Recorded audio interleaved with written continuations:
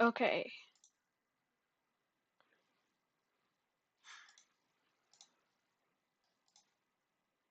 So the first thing I'm gonna do is I'm gonna play the demo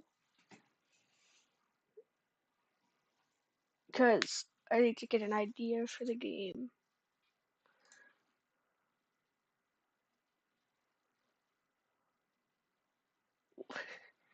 What is video games?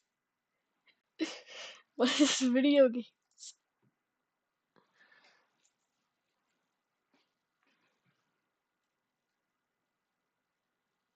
Come on. Okay, play. Okay, hopefully it's on the correct monitor. Say goodbye to the cool desktop wallpaper. It's gone now. Oh, what the frick?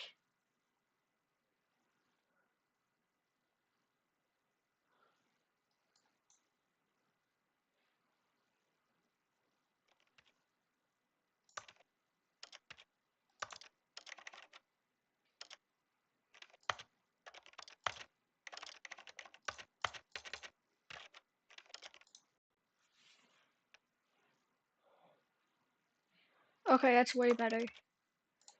Get in the demo. Loading, loading, loading, loading.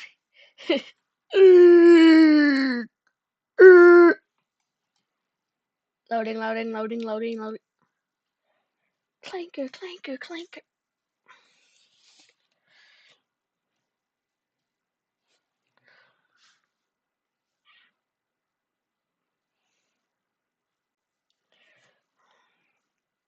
Taser, taser, taser. Really quick. Oh my I'm gosh, no, no, officially no, a stop, plush. stop, stop, stop.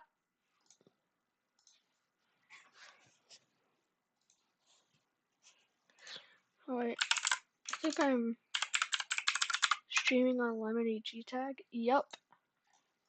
Really quick. Oh my. Taser, taser, taser. Oh, oh. Man, that's sad. Usually I get like 1 to 2 viewers, but nobody? Okay. Oh.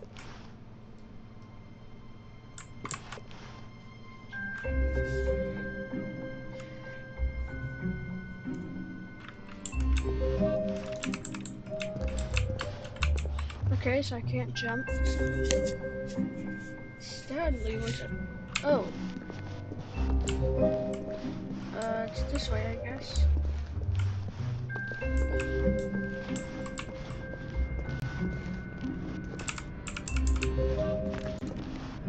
Welcome to the Stanley Parable demonstration. Your number is 28. When your number is displayed, please enter the demonstration room. Thank you, and have a pleasant demonstration.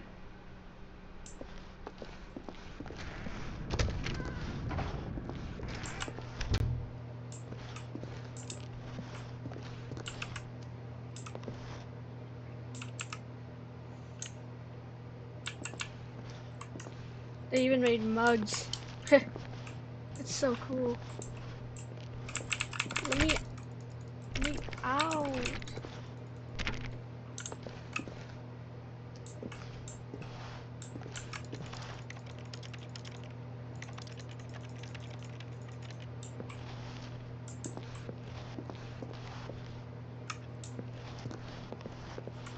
Okay, so it's just a white sky. 26. 27, 6, 7, 6, 7.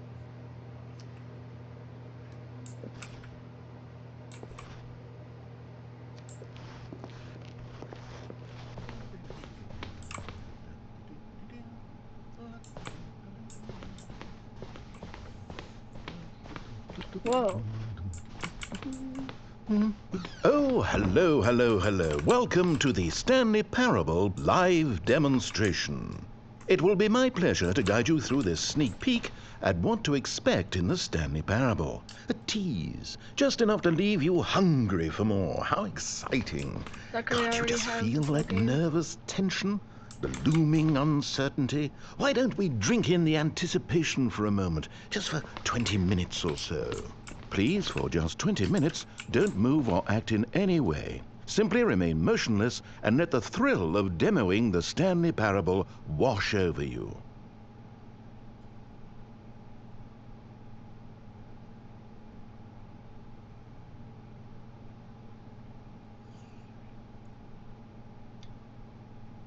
Wow, Oh, wait, I've got it. You know what would really ramp up the anticipation? If I gave you a little tour of the facility and show you how we make video game demonstrations. Yes, you'll be simply out of your mind with anxiety. Come along this way. This is where I and the other proctors have been working meticulously to construct a demo that explains clearly and concisely exactly what the Stanley Parable is, how it plays, and why you should spend real-world money on the main game.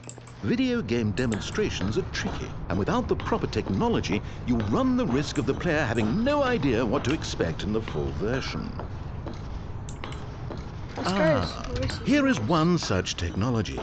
These buttons are meant to convey the meaning of choice and the impact of the decisions you make. After all, choices carry tremendous meaning and consequence. Didn't you know that? Go ahead. Why don't you try picking one of these buttons to press, and we'll see what your choice says about you. No.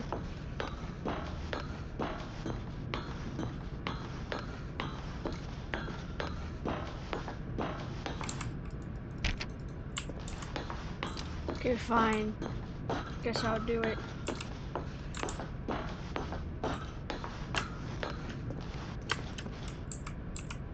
How fascinating.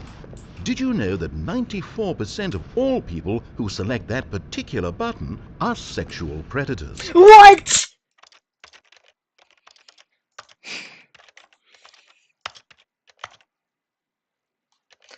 What?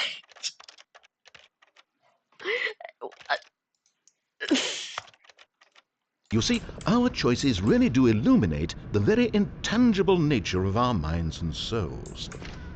Pervert. Dude. Okay, what else can I show you then? This place is the buffalo of game design. Nothing is wasted. Wall technology. Compliments. Demos that's actually. It's going to buttons and choice.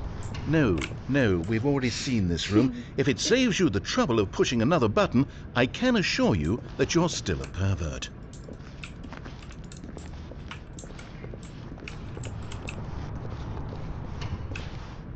Okay.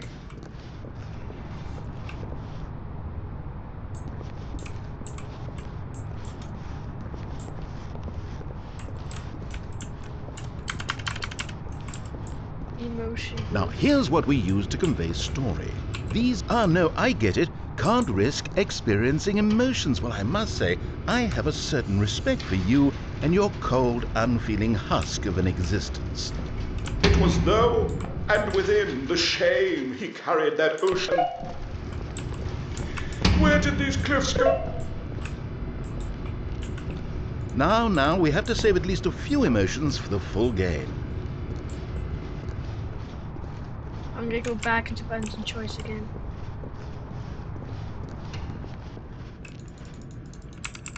Well, I can't.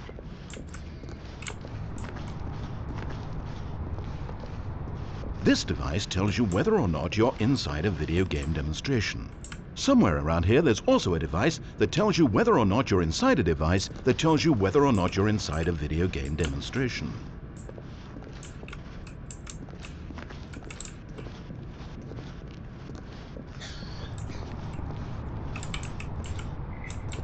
One of the most important parts of administering any demonstration is pumping up your ego and appealing to insecurities about your sense of self-worth.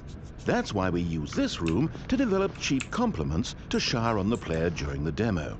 Go ahead and press that button to see some of the superficial flattery we've been cooking up.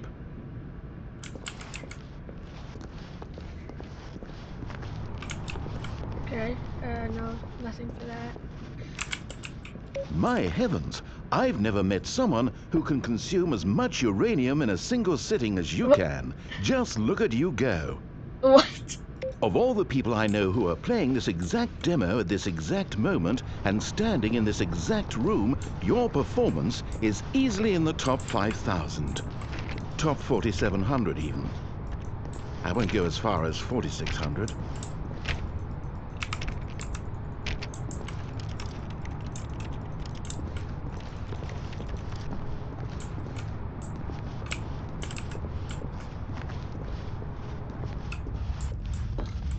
Ah, now this room is perhaps the most important you'll encounter in the demo. This is where we determine whether or not the demo has been effective, whether it's conveyed... No! What are you doing? You can't make that decision yet. You haven't played the demo. We've put so much work into this demonstration. Wouldn't it be a shame if you rushed right into making a purchasing decision without savoring it first? Let this one simmer. You'll have plenty of time to decide later. Now, I think you'll find this exciting. We've actually developed a wall that you can walk through. Go ahead, give it a shot. Oh, guess it's still in development. Right, okay, moving along. How's the anticipation? Still feeling it?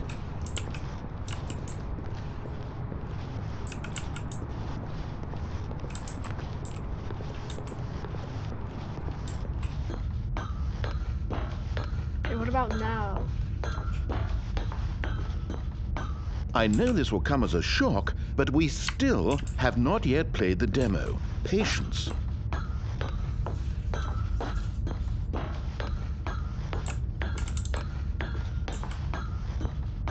And there you have it. Everything you need to know about how video game demos are made. However, it's still important that we address safety concerns. Please closely observe the following possible negative side effects of playing the Stanley Parable. If you Okay. agree to be held 100% responsible for any and all injury or long-term damage, mental, physical or otherwise, that may occur while playing the demo, please do not press the large red glowing disagree button at this time. Nothing? No objections?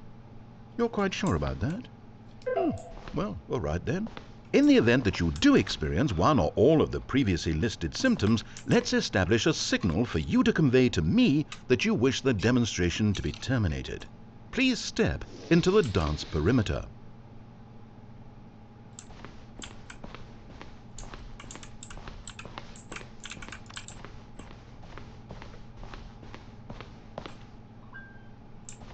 Please perform a dance.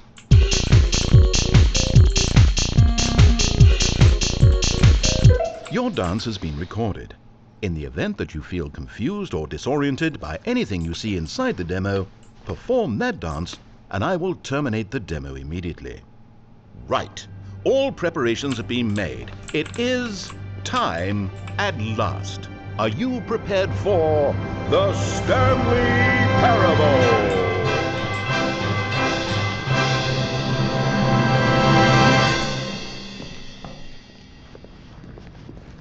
Oh wait, what are we doing here? Welcome to the Did we not... Stanley Parable demonstration. Your number is 29. When your number is displayed, please enter the demonstration room. Thank you, and have a pleasant demonstration. Okay, I'm lost. Let's just get back to the green room and start the demo again. I must have done something wrong the first time.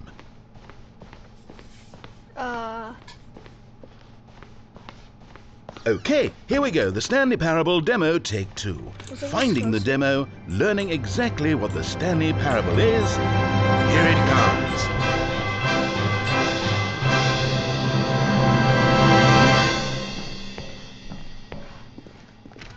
Oh wait, No what's way. this? 8. 8. Wait. Eight. This is all wrong. This isn't the Stanley Parable. This is a Eight. game where you press a button and it Eight. says 8. Not only is the Eight. Stanley Parable not a game Eight. about continuously Eight. pressing the number 8, Eight. I can guarantee Eight. that this button does not Eight. appear anywhere in the main Eight. game. Why is it Eight. here instead of the demo for the Eight. Stanley Parable? Where did the demo go? 8. There was an actual demo Eight. here before. Something Eight. has gone wrong. Eight. It's all gone horribly wrong. We need to Eight. get you out of here before you start forming Eight. impressions of the Stanley Parable based on whatever the hell Eight. this 8 game is. We need to get out. We Eight. need to start over. You mustn't Eight. stay here another Eight. minute. Out! Go! No. Imagine if this had been the demo. What would you have been thinking? You'd have left with no idea what the Stanley Parable is about. None whatsoever.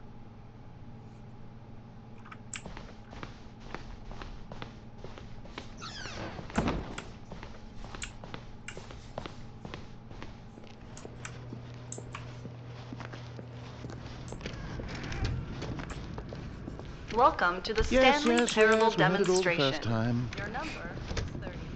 Your number is displayed. Okay, now let's take a minute to get something straight here. When you sit down to play this demo, you are assuming an amount of responsibility for its outcome. Now, I can't say for certain whether you caused us to encounter the 8 game rather than the Stanley Parable, but I think it's a pretty safe assumption that you had something to do with it. At this No. time, please take a minute to think about all of the mistakes you've made in playing this demonstration, as well as your lack of respect for demo taking in general.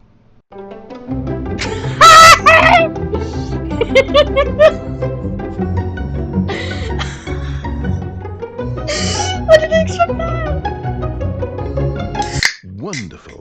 I could really feel the introspection on my end. Now that we're all on the same page again, I feel ready to attempt the demonstration once more. In this third attempt, we shall truly come to understand the meaning of the Stanley Parable. Let the demonstration begin. I don't see anything. What? No, it can't be over yet. You didn't see anything. Everything that was supposed to demonstrate why the Stanley Parable is a quality experience worth your time and money. It was here somewhere, I'm sure of it. Oh, no. We have to get out of here. We have to find something for you to do, anything. The demo cannot end like this. Hurry, this way. Okay, yes, this is new. This is different. Surely there must be a game somewhere in here. Okay. Oh, how about this cup? Yes, go pick up the cup, all right? Now put it, in the bin.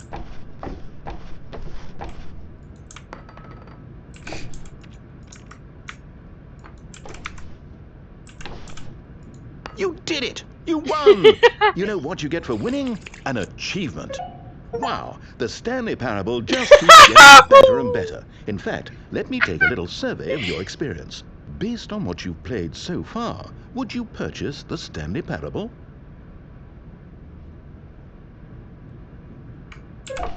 You responded, What a clear and straightforward demonstration of the merits of the Stanley Parable. I am convinced of the quality of the full game. incredible. You really do get it. You understand. Oh, I was so worried. I just wanted you to know what I see in the Stanley Parable, what I think makes it, well, special. It's so very difficult to put into words. Oh, we're all beyond that now, About him out aren't about. we? Come along. Let's get to the end and the final choice. Ending, where are you? Where are you? Is this it? Yes, the end. Now, this is where we want the demo to be over. And I think it's time for you to log your final decision as to whether or not the Stanley Parable is any good. And it all comes to this. Please consider very carefully before answering. Much is at stake.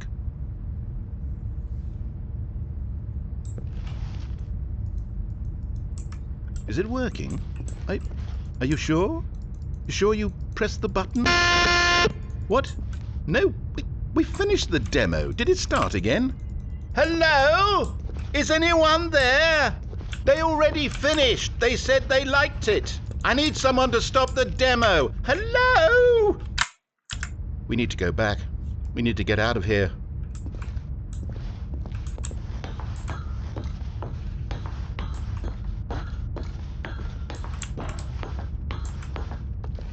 Oh, what Oh no, what's going on? Where is everyone? Okay, over to the left, down this way.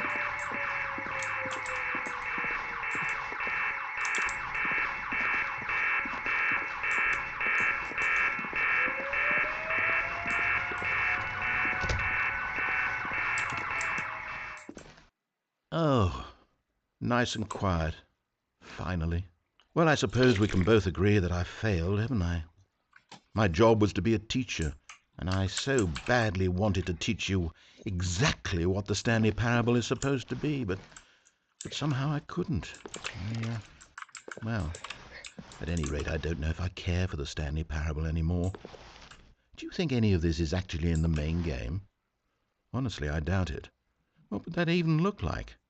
No, I think I've had enough of it. No more doors, no more demonstrations, no more endings. That's the other problem with this game. There's too many bloody endings. I'm sick of them. How can one game end so many times? It doesn't make sense. Oh, but back at the beginning of the demonstration, now, that was lovely. No concerns about where it was all going. No confusion. Just a blank slate. Yes, that's what I want. A game of beginnings. Hey, do you remember, just a few minutes ago, when we met for the first time? Yes? And I showed you the technology used to make the demo, because I thought there actually was a demo. Oh, we were so naive back then. How little we knew of the world. And then when we ended up back in the waiting room, even though you'd already done that before, yes, it's all so fresh in my memory. They were such wonderful moments. Oh, and then when we played the game with the cup and you won, and then we kept wandering and we ended up in a stairwell somewhere and we just kept climbing and climbing, flight after flight after flight. I thought they would never end. And then we were on some kind of catwalk. I didn't have any idea what was down there. Oh, this is the actual demo. And we just kept going and we found that elevator and it said escape on it. And we talked about it for a while, about how we couldn't possibly know whether this was really an escape, but that it seemed worth a try, and at the very least it would be an adventure. So we got inside and we rode the elevator up and up and up. We had some sense that the end was coming, but we couldn't possibly know when. And then after so long, it finally stopped, and we stepped out into the lush outdoors, the trees, the wildlife, the sun rising on a new and glorious path. Freedom. We were free. There was nothing to think, nothing to know. What Simply is this us game, bro? being right there in that moment. Wasn't it so beautiful? Wasn't that moment so singularly, piercingly beautiful? We were free. What is happening?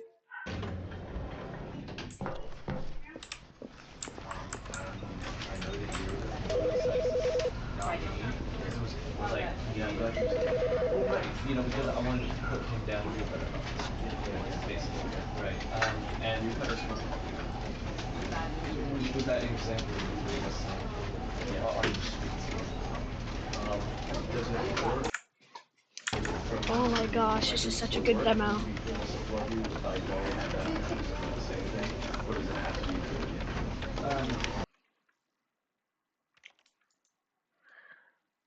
Oh my gosh, that was the longest demo I've ever played.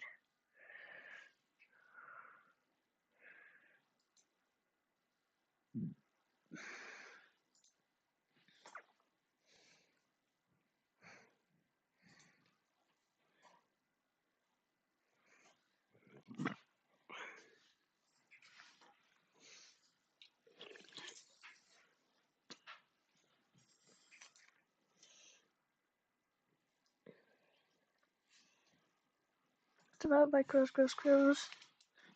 Written by DV. Okay.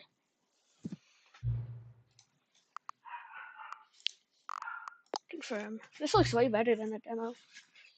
No.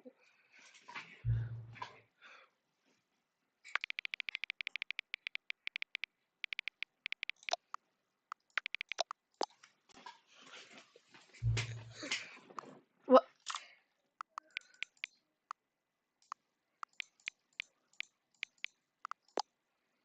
Okay.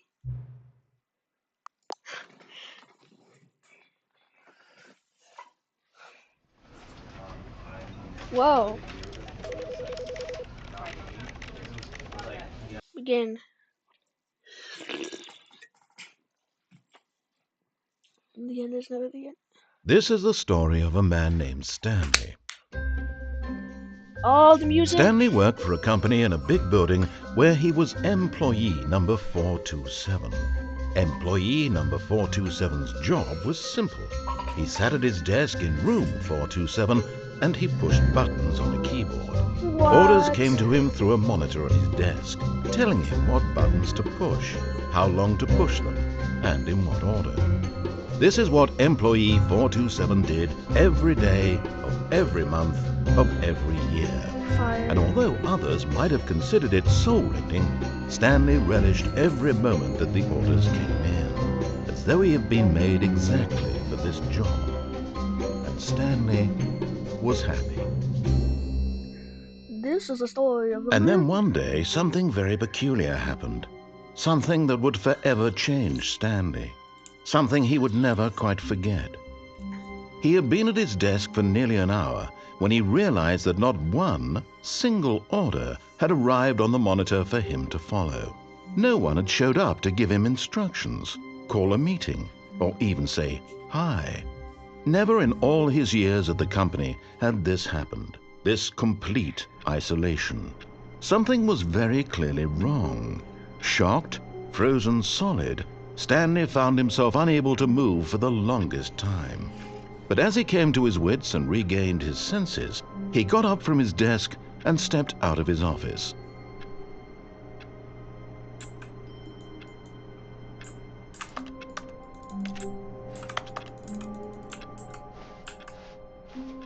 All of his co-workers were gone. What could it mean? Stanley decided to go to the meeting room. Perhaps he had simply missed a memo. No matter how hard Stanley looked, he couldn't find a trace of his co-workers.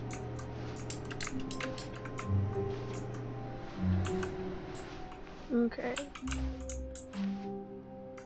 Some papers on the floors. Keep dry.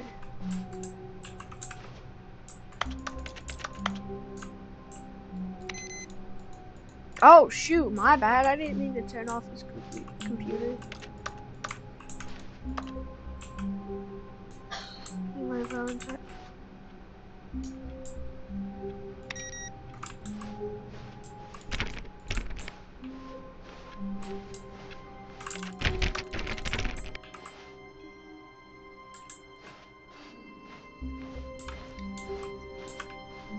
When Stanley came to a set of 2 open doors, he entered the door on his left. Okay.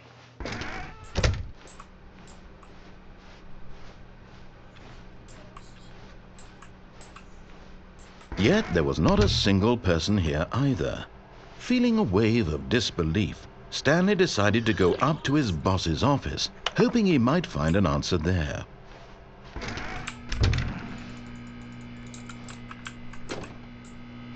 Stanley stepped into the broom closet, but there was nothing here, so he turned around and got back on track.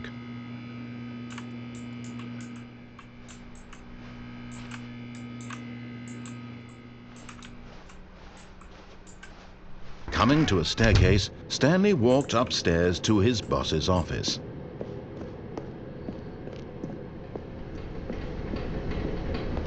But Stanley just couldn't do it. He considered the possibility of facing his boss. Admitting he had left his post during work hours, he might be fired for that. And in such a competitive economy, why had he taken that risk? All because he believed everyone had vanished? What the? His boss would think he was crazy. And then something occurred to Stanley. Maybe, he thought to himself, maybe I am crazy. All of my co-workers blinking mysteriously out of existence in a single moment What? for no reason at all? None of it made any logical sense. And as Stanley pondered this, he began to make other strange observations. For example, why couldn't he see his feet when he looked down? Why did doors close automatically behind him wherever he went? And for that matter, these rooms were starting to look pretty familiar. Were they simply repeating? No, Stanley said to himself, this is all too strange. This can't be real. And at last, he came to the conclusion that had been on the tip of his tongue. He just hadn't found the words for it. I'm dreaming, he yelled. This is all a dream. Oh, what a relief Stanley felt to have finally found an answer, an explanation. His co-workers weren't actually gone. He wasn't going to lose his job. He wasn't crazy after all. And he thought to himself, I suppose I'll wake up soon. I'll have to go back to my boring real-life Can you just stop? Can you just stop job tapping? pushing Oh my buttons. gosh. I may as well enjoy this while I'm still lucid. So he imagined himself flying and began to gently float above the ground. Then he imagined himself soaring through space on a magical starfield, and it too appeared. It was so much fun, and Stanley marveled that he had still not woken up. How was he remaining so lucid? And then perhaps the strangest question of them all entered Stanley's head.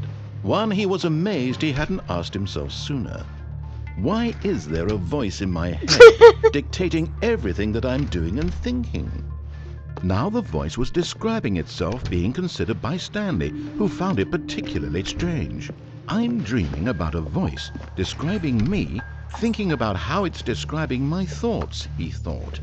And while he thought it all very odd and wondered if this voice spoke to all people in their dreams, the truth was that, of course, this was not a dream. How could it be? Was Stanley simply deceiving himself, believing that if he's asleep he doesn't have to take responsibility for himself? Stanley is as awake right now as he's ever been in his life. Now, hearing the voice speak these words was quite a shock to Stanley. After all, he knew for certain, beyond a doubt, that this was in fact a dream. Did the voice not see him float and make the magical stars just a moment ago? How else would the voice explain all that? This voice was a part of himself too. Surely, if he could just... He would prove it. He would prove that he was in control, that this was a dream. So he closed his eyes gently, and he invited himself to wake up. He felt the cool weight of the blanket on his skin, the press of the mattress on his back, the fresh air of a world outside this one. Let me wake up, he thought to himself. I'm through with this dream. I wish it to be over.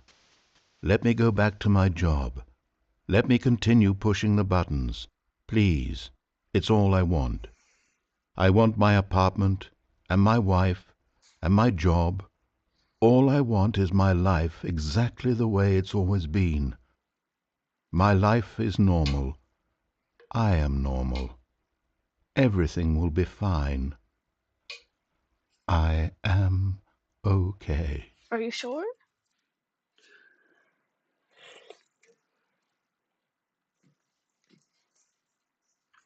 Stanley began screaming. Please, someone, wake me up. My name is Stanley. I have a boss. I have an office. I am real. Please, just someone tell me I am real. I my must be real. gosh. I must be. Can anyone hear my voice? Who am I? Who am I? And everything went black.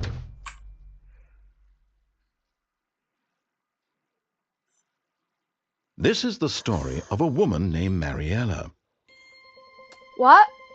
Mariella woke up on a day like any other. She arose, got dressed, gathered her belongings, and walked to her place of work.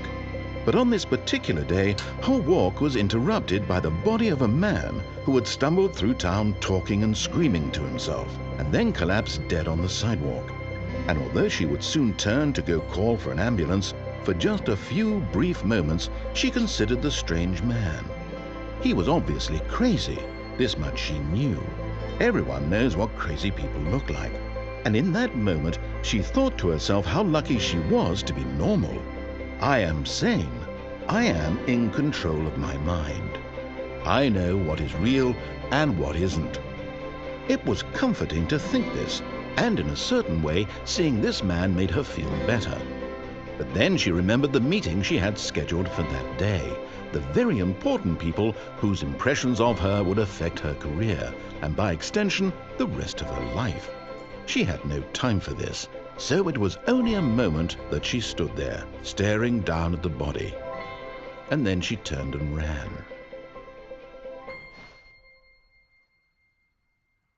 What? Wait. What?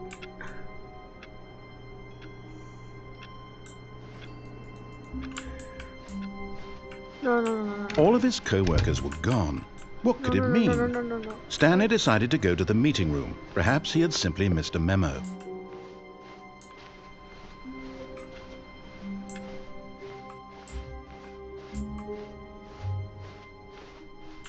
When Stanley came to a set of 2 open doors, he entered the door on his left. This was not the correct way to the meeting room, and Stanley knew it perfectly well. Perhaps he wanted to stop by the employee lounge first, just to admire it. Ah, yes, truly a room worth admiring.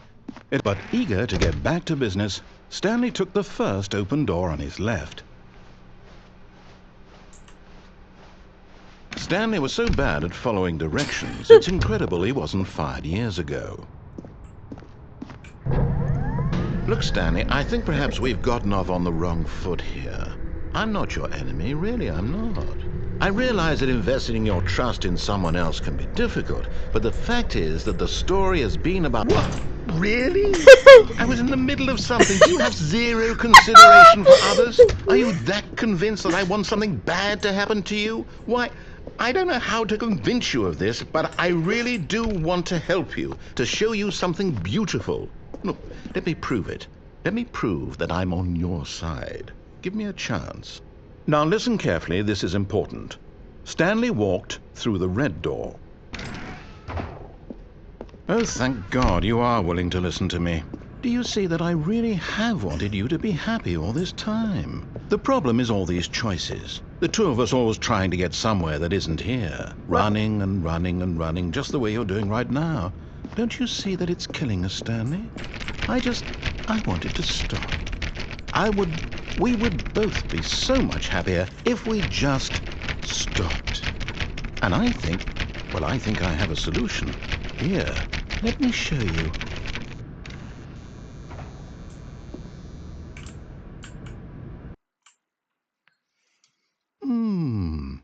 What do we want? Huh? What are we looking for?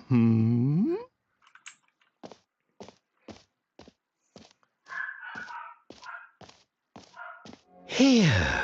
Yes. Oh, it's beautiful, isn't it? If we just stay right here, right in this moment with this place, Stanley, I think I feel happy. I actually feel happy.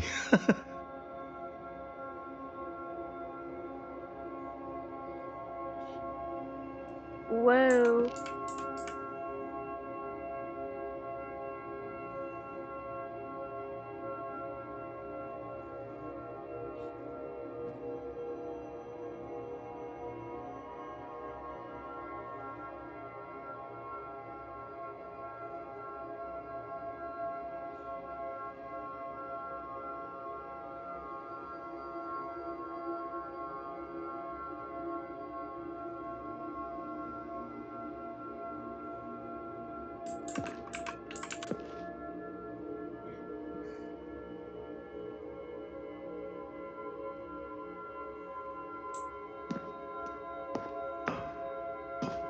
No, wait.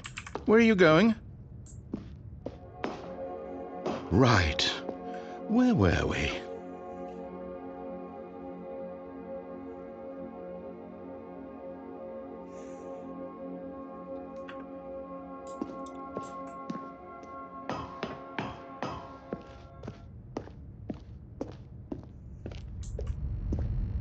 Oh no!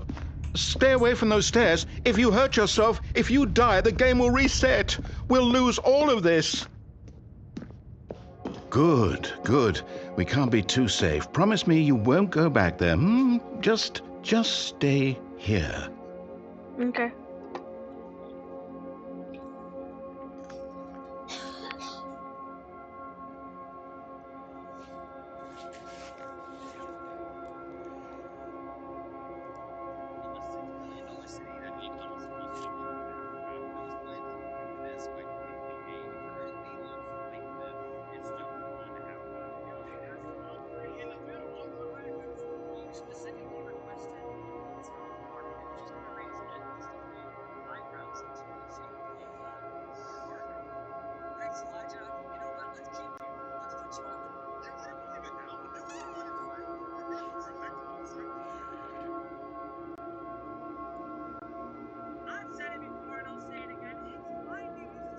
Okay, you know what?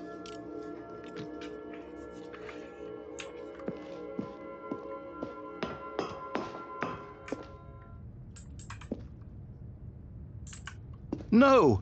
What do we talk about? You're risking everything we achieved here. You heard me before, didn't you? You will die! What about this isn't getting through to you?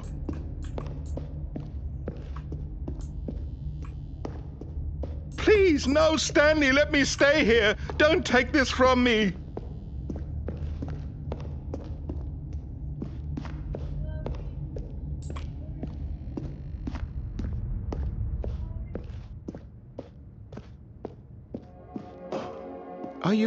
You are going to stay here, aren't you?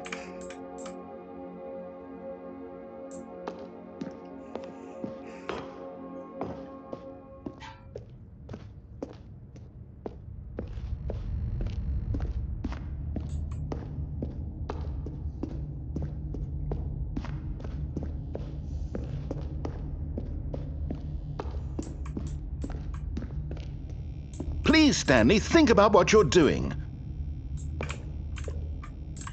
No! Oh, thank God.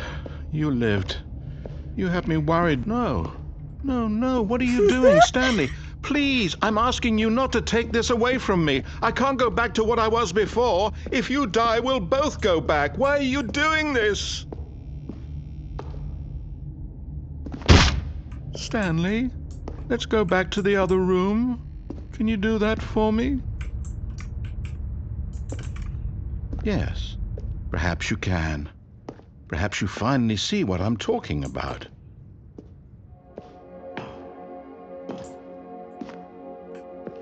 I know you'll see that we can't be happy if we leave this place. You can see that, can't you?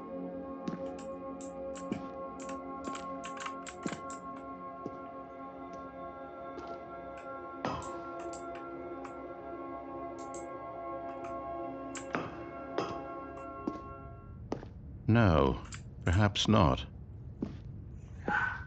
I feel bad. But again, I want to play the game.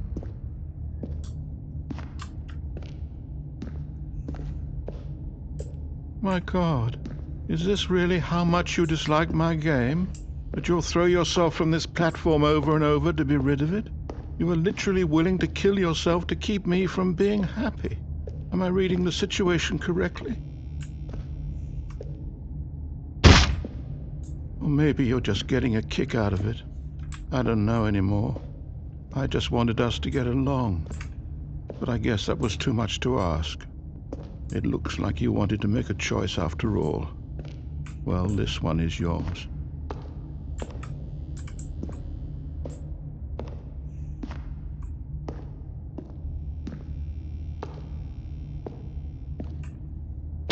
Is it over? It's going to restart, isn't it? I'm going back.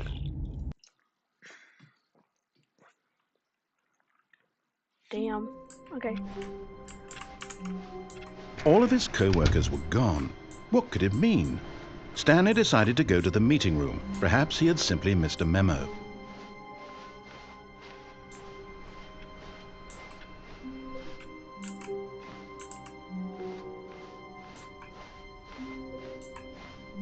When Stanley came to a set of 2 open doors, he entered the door on his left.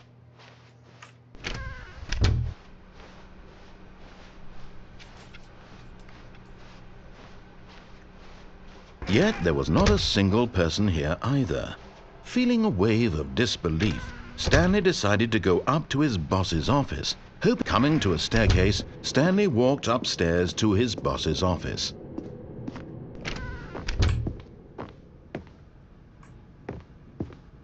Stepping into his manager's office, Stanley was once again stunned to discover not an indication of any human life. Shocked, unraveled, Stanley wondered in disbelief who orchestrated this. What dark secret was being held from him? What he could not have known was that the keypad behind the boss's desk guarded the terrible truth that his boss had been keeping from him. And so the boss had assigned it an extra secret PIN number, 2845. But of course, Stanley couldn't possibly have known this.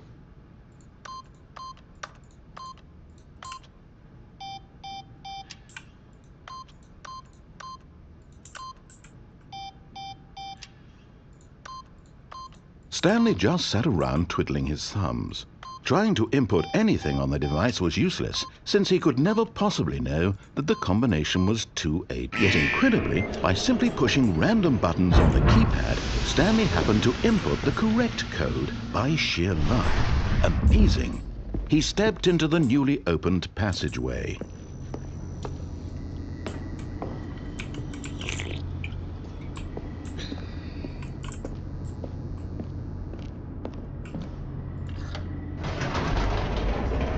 This is cool.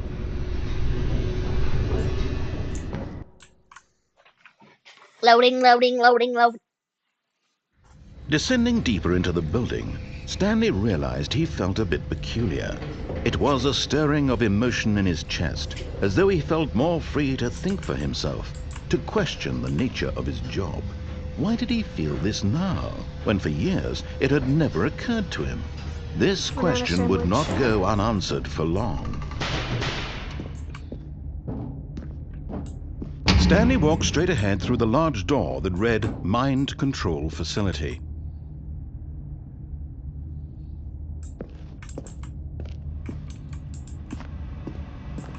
Although this passageway had the word escape written on it, the truth was, but of course, Stanley thought better of it and realized he simply had too much to live for.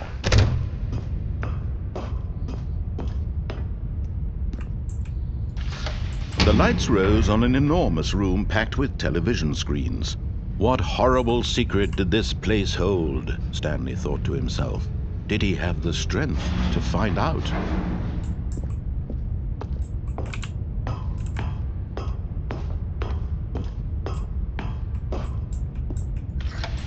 Now the monitors jumped to life, their true nature revealed. Each bore the number of an employee in the building, Stanley's co-workers. The lives of so many individuals reduced to images on a screen, and Stanley, one of them, eternally monitored in this place where freedom meant nothing.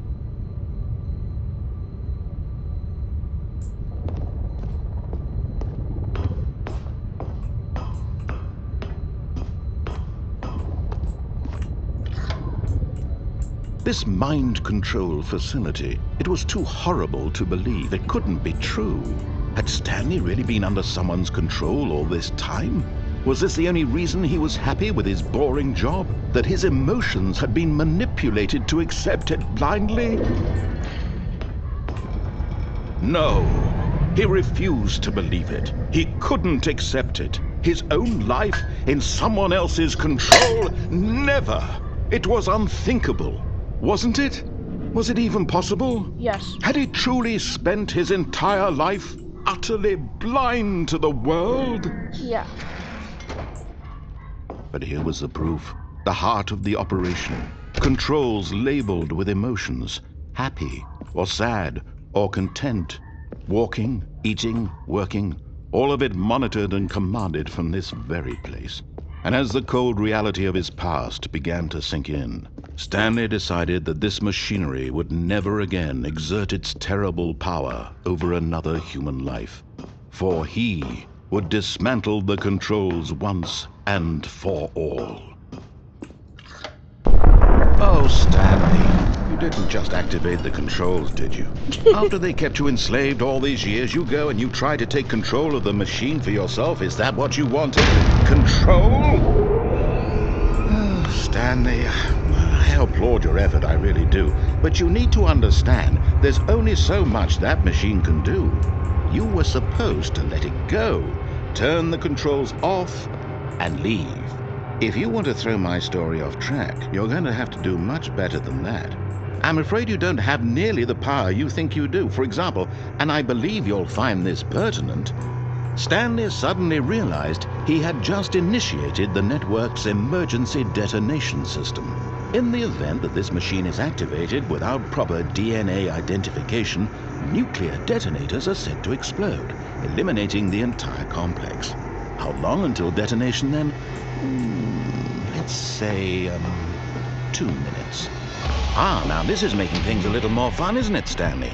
It's your time to shine. You are the star. It's your story now. Shape it to your heart's desires.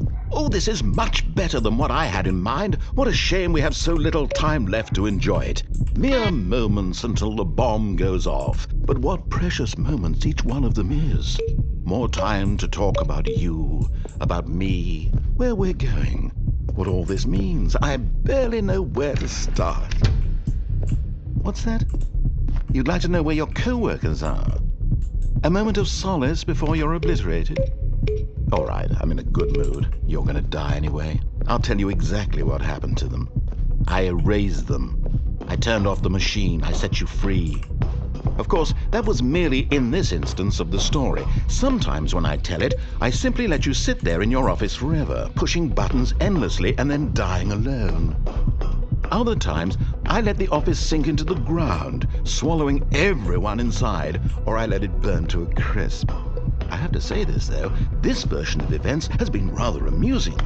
Watching you try to make sense of everything and take back the control wrested away from you, it's quite rich. I almost hate to see it go.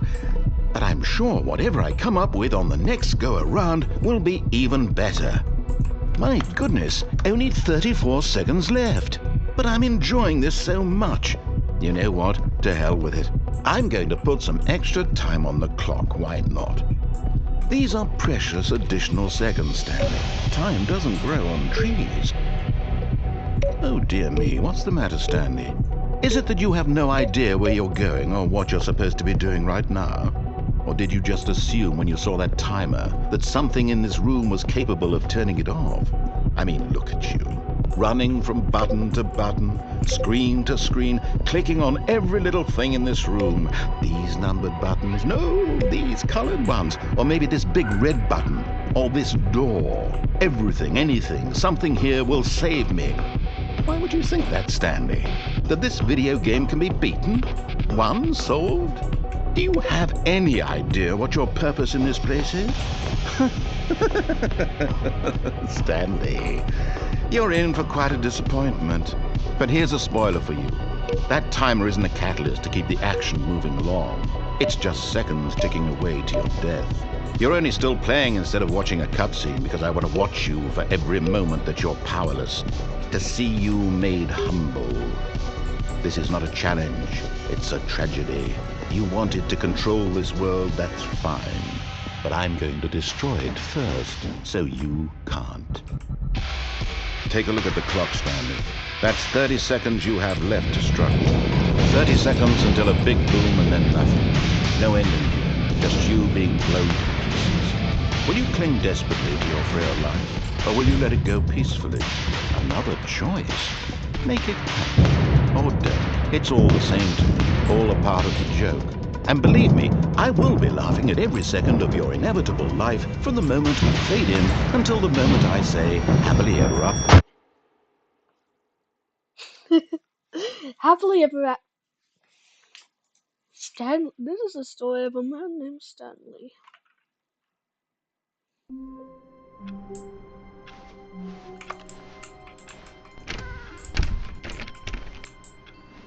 All of his co-workers were gone. What could it mean?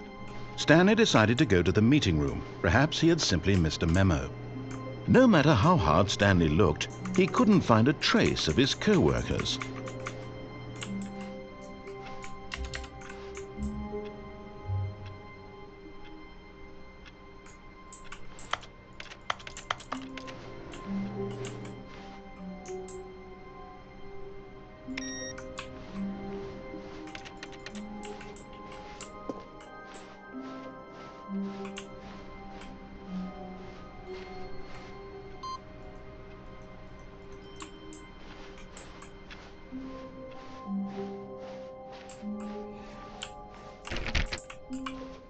When Stanley came to a set of 2 open doors, this was not the correct way to the meeting room, and Stanley knew it perfectly well. Perhaps he wanted to stop by the employee lounge first, just to admire it. Wow, yes, this room. What a beautiful room. But eager to get back to business, Stanley took the first open door on his left. And so he detoured through the maintenance section, walked straight ahead to the opposite door, and got back on track.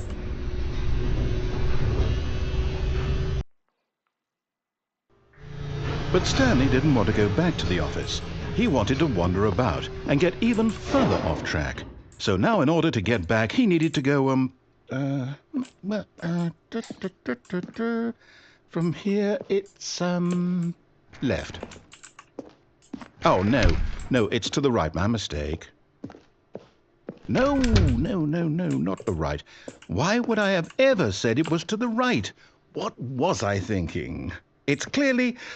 Oh dear, would you hold on for a minute, please? Now, let's see. We went down right, left, down, left, right. Yep, okay, yes. I've got it now. This story is absolutely, definitely this way.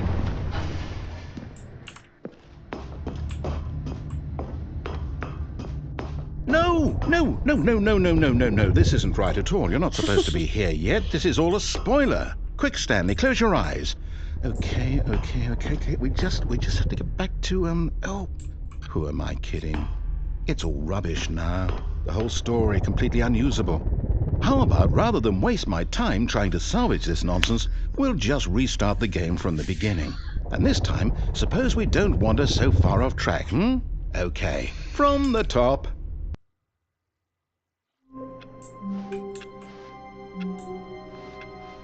All of his co-workers were gone. What could it mean? Stanley decided to go to the meeting room. Perhaps he had simply missed a memo.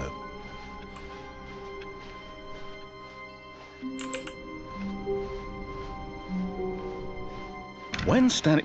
Wait, what?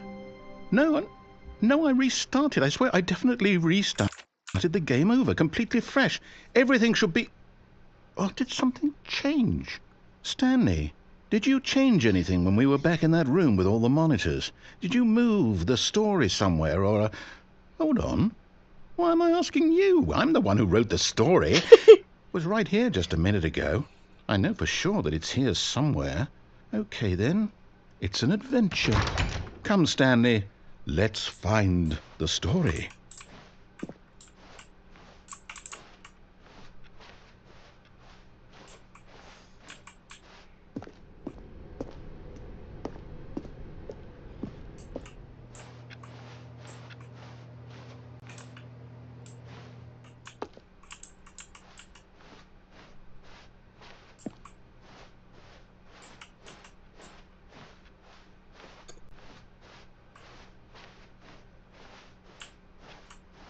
I'll say it. This is the worst adventure I've ever been on. I can promise you there definitely was a story here before. Do we need to restart the game again? Well, I find it unlikely that we'll ever progress by starting over and over again, but it's got to be better than this. Okay, let's give it a shot. Why not? Something's gonna happen, I know.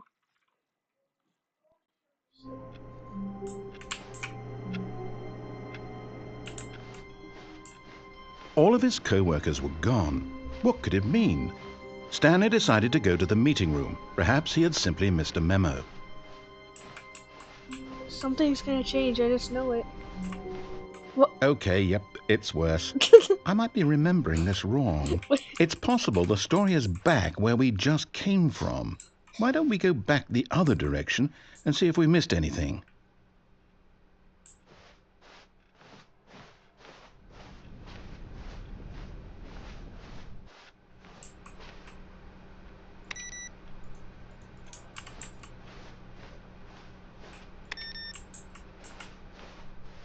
Aha! I knew we'd miss something. The story. Here it comes. No, wait, never mind. Not the story. Okay, let's head back the other way and retrace our steps.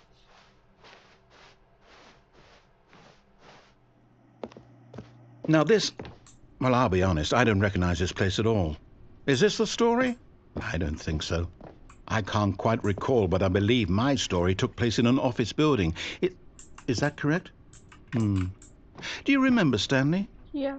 Well, do you know what? since I've completely forgotten what we were supposed to be doing, how about this? You win! Yeah! Congratulations! I know you put in a lot of hard work, Let's and it go! really I paid off, so won. good job. Oh, no. No, I don't feel right about this at all. We both know you didn't put in any actual work for that win. Some people win fair and square, and this was not one of those situations. Okay, I'm getting weirded out by whatever this place is. I don't care what might happen this time. I have to restart. Womp boom. All right, I've got a solution. This time, to make sure we don't get lost, I've employed the help of the Stanley Parable Adventure Line. Just follow the line. How simple is that?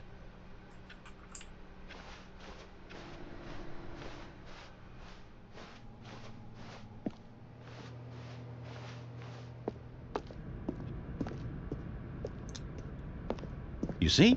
The line knows where the story is. It's over in this direction. Onward, Stanley, to destiny. Though, here's a thought. Wouldn't wherever we end up be our destination, even if there's no story there?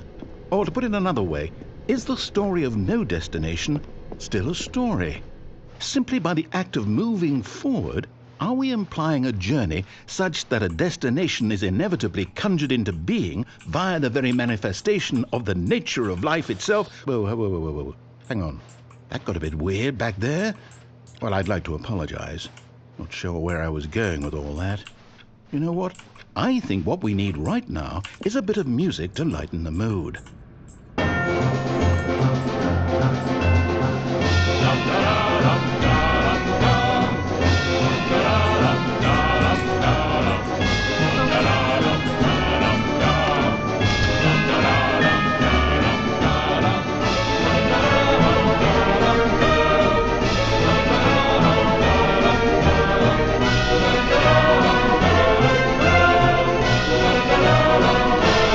Cut the music, go back and look at that fern.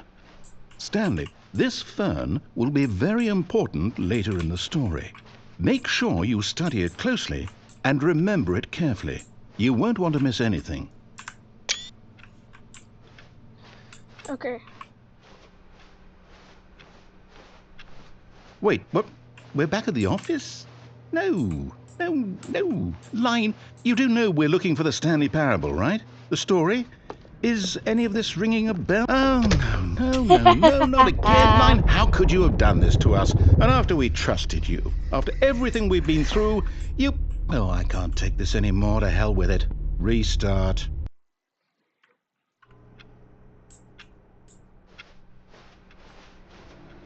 You know what, Stanley? I say forget the adventure line. What's it ever done for us? We're intelligent people, right? Why can't we make up our own story? Something exciting, daring, mysterious. Oh, this all sounds perfectly doable. Why don't we simply start wandering in, well, I don't know. How about this direction? Now, yes, this is exciting. Just me and Stanley forging a new path, a new story. Well, it could be anything. What do you want our story to be? Go wild. Use your imagination. Whatever it might be, Stanley, I'm ready for it. Rocket League? I don't know. Oh, no, not you again. Stanley, I'd also like to veto the line from having any role in our awesome new story. No lines or monitor rooms. Just don't acknowledge it, and we should be fine.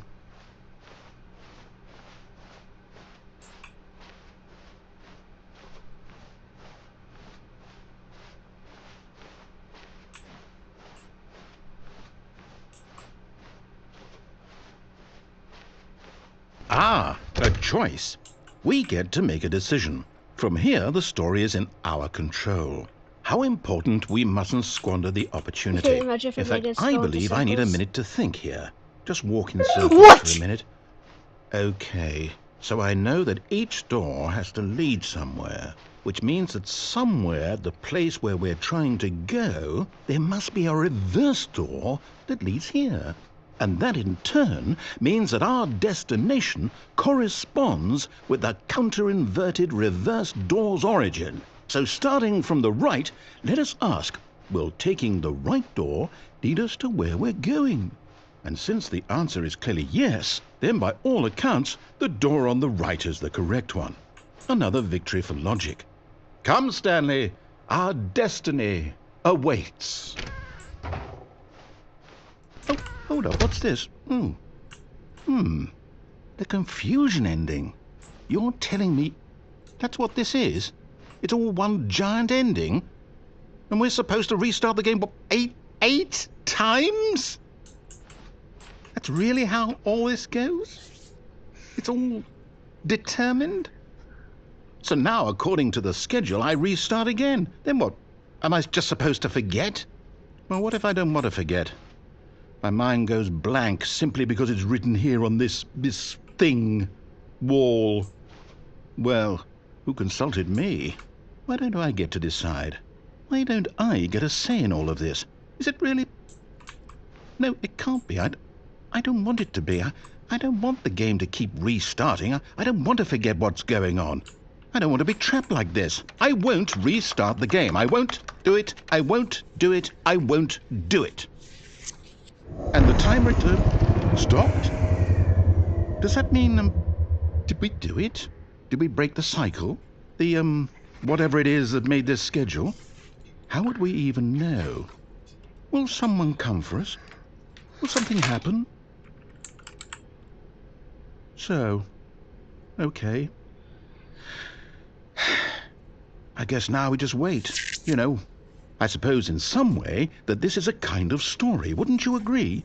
I'm not quite sure if we're in the destination or the journey, though they're always saying that life is about the journey and not the destination. So I hope that's where we are right now.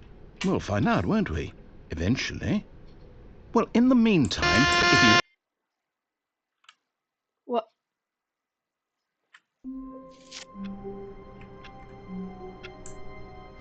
All of his co-workers were gone. What could it mean? Stanley decided to go to the meeting room. Perhaps he had simply missed a memo.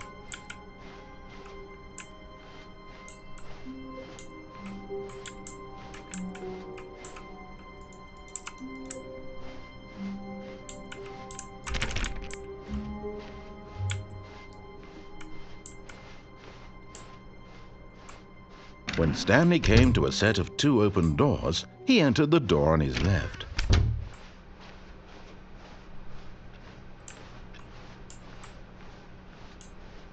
Yet there was not a single person here either.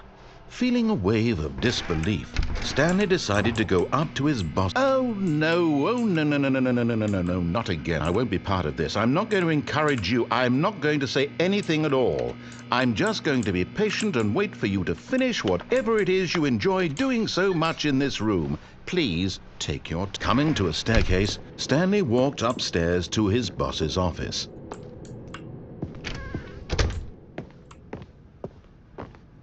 Stepping into his manager's office, Stanley was once again stunned to discover not an indication of any human life. What could it mean? Stanley wondered aloud to nobody. He began wildly tearing through papers on the boss's desk, pulling books off the shelf, looking behind paintings, desperate for clues to his situation. But his attention was caught by a keypad behind the boss's desk. What could its purpose be? In fact, this keypad guarded the terrible secret that lay buried below his feet. And so the boss had assigned it an extra secret PIN number, 2845. But of course, Stanley couldn't yet incredibly, by simply pushing random buttons on the keypad, Stanley happened to input the correct code by sheer luck. Amazing. He stepped into the newly opened passageway.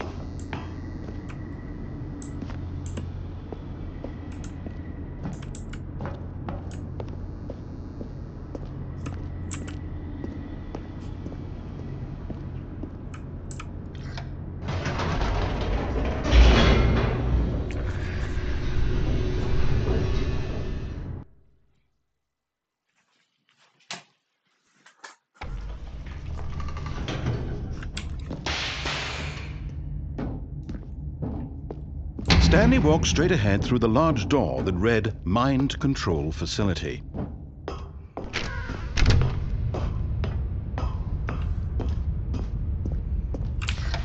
The lights rose on an enormous room packed with television screens. What horrible secret did this place hold? Stanley thought to himself. Did he have the strength to find out?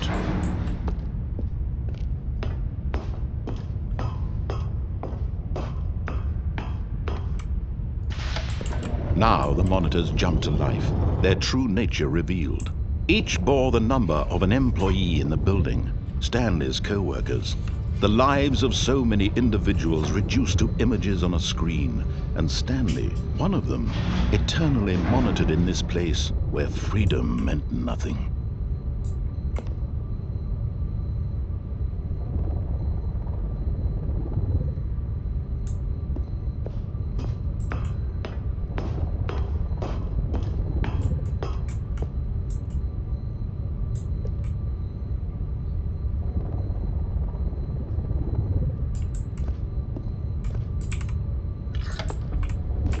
This mind control facility, it was too horrible to believe. It couldn't be true. Had Stanley really been under someone's control all this time? Was this the only reason he was happy with his boring job? That his emotions had been manipulated to accept it blindly?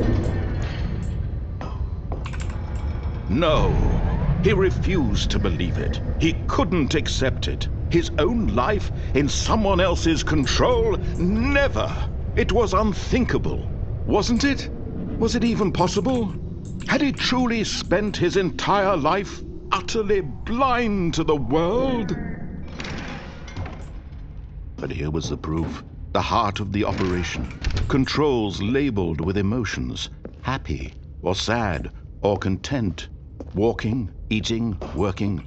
All of it monitored and commanded from this very place. And as the cold reality of his past began to sink in, Stanley decided that this machinery would never again exert its terrible power.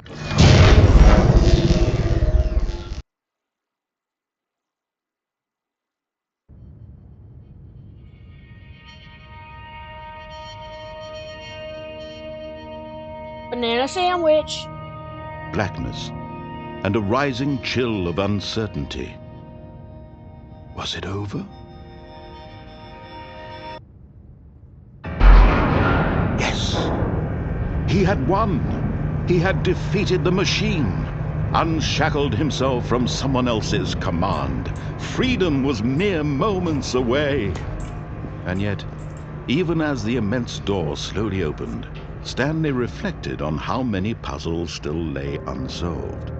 Where had his co-workers gone? How had he been freed from the machine's grasp? What other mysteries did this strange building hold? But as sunlight streamed into the chamber, he realized none of this mattered to him. For it was not knowledge or even power that he had been seeking, but happiness. Perhaps his goal had not been to understand, but to let go. No longer would anyone tell him where to go, what to do, or how to feel. Whatever life he lives, it will be his.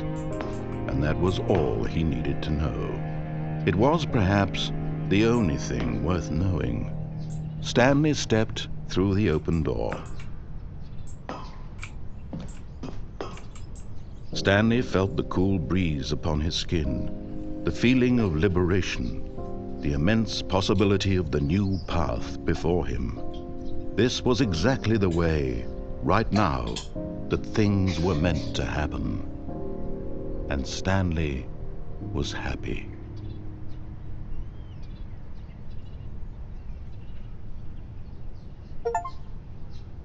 Yo.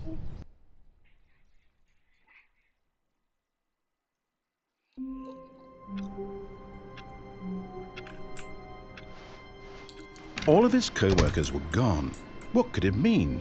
Stanley decided to go to the meeting room. Perhaps he had simply missed a memo. No matter how hard Stanley looked, he couldn't find a trace of his co-workers.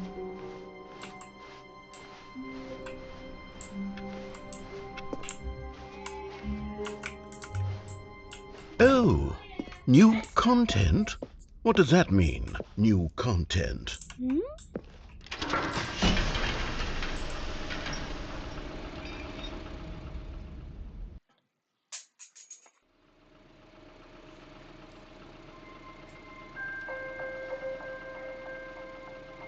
Oh, I really love this music. Hello, and thank you for playing the Stanley Parable Ultra Deluxe. As you may know, the Stanley Parable was a video game released in 2013 on home computers. After receiving critical and commercial success, it was expanded upon in 2022 with the Stanley Parable Ultra Deluxe, a reimagining of the game for consoles and home computers. Oh, The Stanley Parable Ultra Deluxe features exciting new content that broadens and expands the world of the Stanley Parable, delighting audiences the world over. Please, step inside and see what thrilling new adventures await in the Stanley Parable Ultra Deluxe. Oh, well, this sounds delightful. I'm very excited to see the thrilling new Ultra Deluxe content.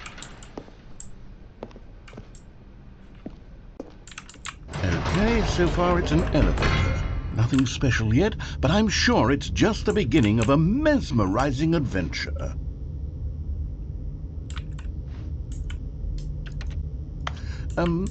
Is it broken? What's going on here? That's what I was thinking. Should we be moving somewhere or... Oh, there we go. All right, finally, at long last, it's on to the new content. I've never been more ready. Let's do it.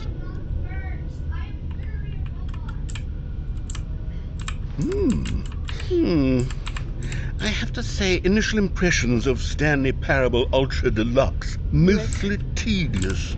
It's as if Oh, okay. Let's see the content. Gimme the content, Stanley. All right, let's see. It's the jump circle. Yo.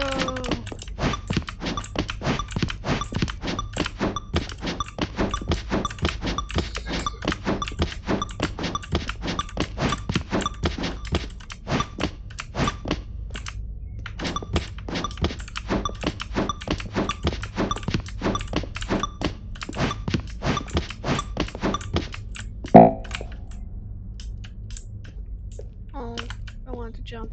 Is that it? Surely that's not all the new content. There has to be something else, right? Goodness, another elevator. Stanley, I have to say, initial impressions of this game are not positive. It's just elevators and jumping. Is this what passes for exciting new content? If this is new content, then I could just read you the whole dictionary. There's 20 hours of new content right there. Hell, I could count to 30 trillion. You could put that on the box. The Stanley Parable Ultra Deluxe, now with over 1,000 hours of new content. And oh, wait, there's more. Very good. Yes, I knew there had to be something else. Let's see it. I'm ready for whatever it is. That's it? Oh, you've got to be kidding me. You see, Stanley? This is what happens when greedy video game developers with no respect for their fan base rush a cheap expansion to market for no reason other than to make an easy dollar. And don't get me started on the level of craftsmanship that's gone into it. In fact, I'm looking right now at the game's achievements, and it's hard to believe one of them actually says, "Test achievement, please ignore." What quality assurance department signed off on this?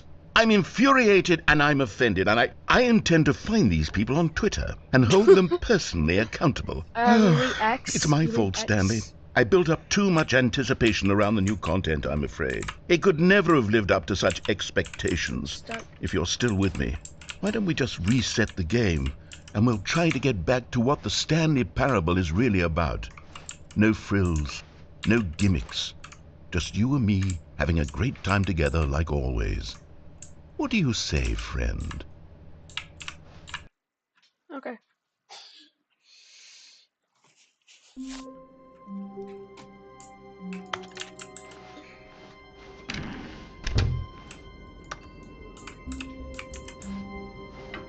Psst!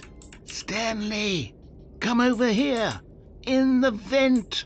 I want to show you something! Among Us?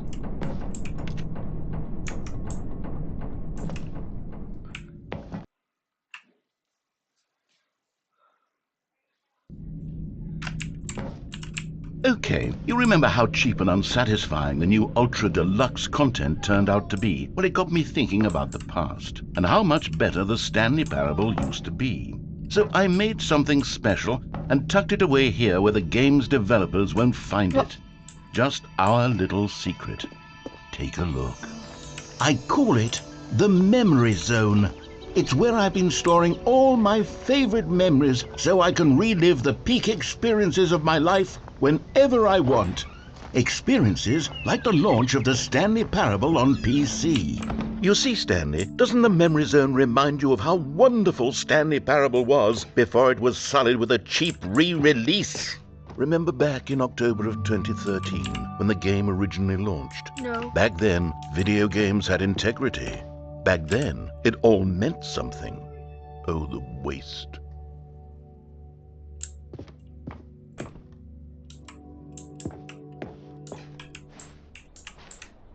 $1. Yep, I played that.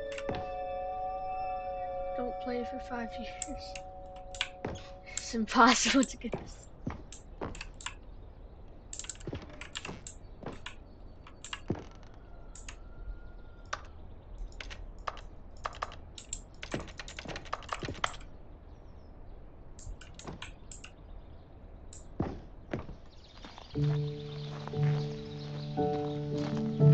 And over here is where I keep reviews of the Stanley Parable. Like this stunning triumph of games journalism, 10 out of 10 from Destructoid.com. James Stephanie Sterling writes, and I quote, "Where so many games that aspire to be more than games end up less than any form of art, Stanley Parable strives and then succeeds to be every game ever created." Did you hear that, Stanley? Every game ever created. That's how grand and all-encompassing the original Stanley Parable was. It was literally every game ever created. It was Skyrim, it was Persona 3, it was all of them, and now it's nothing. It's no games at all. It isn't even the Stanley Parable anymore. It's just a husk now.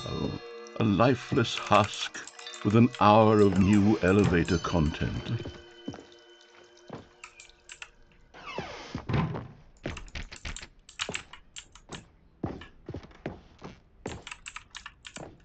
Wait, that's just Portal.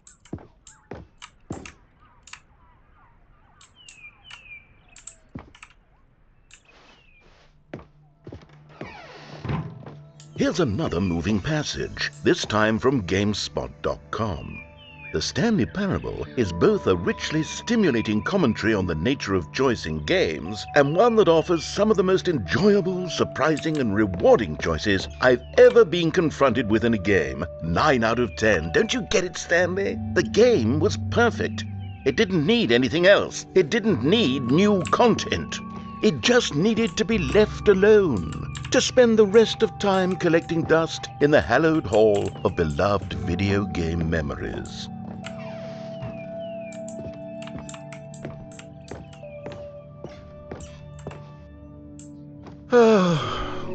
These were simpler times, Stanley. But I wouldn't give to go back, to have it all over again. Wait, hang on. I don't recall this part of the Memory Zone before.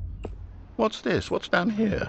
Oh no. Oh God, no. Stanley, it's a collection of reviews from Steam, the online video game distributor. I haven't looked at these in years. I can't even imagine what's been collecting down here. Surely these reviews were glowing as well, weren't they? No, don't do it.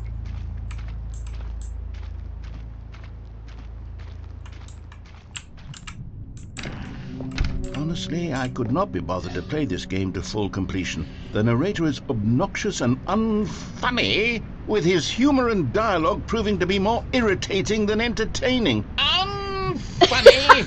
I'm not trying to be funny. I'm trying to make a serious work of art.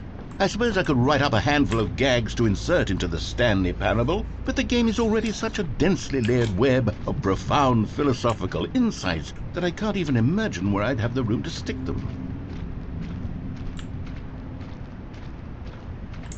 Okay, I can't go. Okay. Guess I... More bad reviews.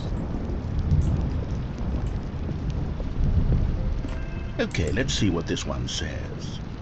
While the idea for the game is good, for someone who prefers non-linear games, this preachiness gets annoying fast. Preachy? Stanley? I'm not preachy, am I? No. You can tell me if I'm preachy. Honestly, you can. Oh, goodness. This is actually quite shocking for me. Well, to be honest, I had always thought of the game's dialogue as being rather terse to begin with. You can't know how much fluff I cut from the game to get it to feel as light and airy as it... Well, I always thought it did. But maybe it wasn't. Oh dear. What an awful memory to have to hold on to. These black marks on my otherwise unimpeachable track record. I feel like a failure. Like I let these people down. Perhaps the Stanley Parable isn't quite as sterling as I always remembered. What's this one got to say? You constantly have to stop doing anything so the narrator can catch up with his long-winded explanations of what's happening. I wish there was a skip button. A skip button? Well, yes. Yes, I think we can do that. If I'm truly too preachy, then maybe letting you skip ahead for just a moment, surely it couldn't hurt. Not if it means we can strike these negative reviews from the record. Only positive reviews of the Stanley Parable. That's my motto today, and it's always been my motto. I'd do anything for the customer, Stanley. Yes, a skip button we shall have.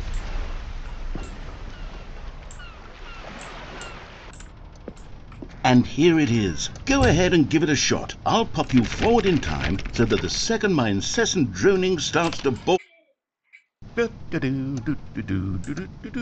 Oh, you're back, you see. You were only frozen in time for a few minutes, but it was plenty of time for me to deliver a long, rambling monologue full of unnecessary verbal flourishes and lengthy ruminations on the nature of choice in video games. Of course, I happen to believe it was perhaps one of my more profound such ruminations. Not that, of course, you need a description of it, but if I had to describe it, I'd say it was perhaps less of a rumination and more of a treatise. Or maybe a manifesto. Look, I'll outline it for you very briefly, and you can tell me what you think. Okay, so my theory is that any choice you've ever made is simply a series of choices made by the person who you are, or were, or will be at the time of having made said choice.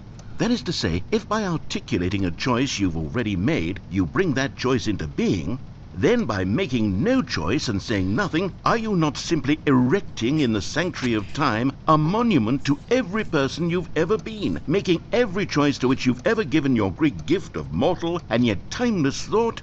Or rather, do all of the choices you've ever made, in fact, make you more not this kind of person, and in fact do the very opposite? You see, it could in fact be both of these things at once. That you are both making choices and not making choices, and that they are both affecting you and not affecting you at the same time by virtue of the fact that you both are and are not making them. Okay, at first I was leaning towards manifesto, but now I'm going to circle around and slap the treatise label on this one. I think it has much more of a treatise vibe to it. But wouldn't you say that manifesto just has a much grander sort of tone? It has a mouthfeel that is rich with ambition and history. Ambitious history, if you will. See, now you've gotten me going back to manifesto. Heavens, at this rate, we're going to be here all day. Okay, look, I have a method for exactly this sort of situation, and I do find myself in this situation frequently. I'm going to say each word back and forth in repeated succession until I become sick of one or the other, in which case the word I am not sick of shall be the victor. It is an unimpeachable strategy, Stanley. It's rescued me from disaster in countless situations. All right, here we go. Treatise, manifesto. Treatise, manifesto. Treatise, manifesto. Treatise, manifesto. Treatise, manifesto.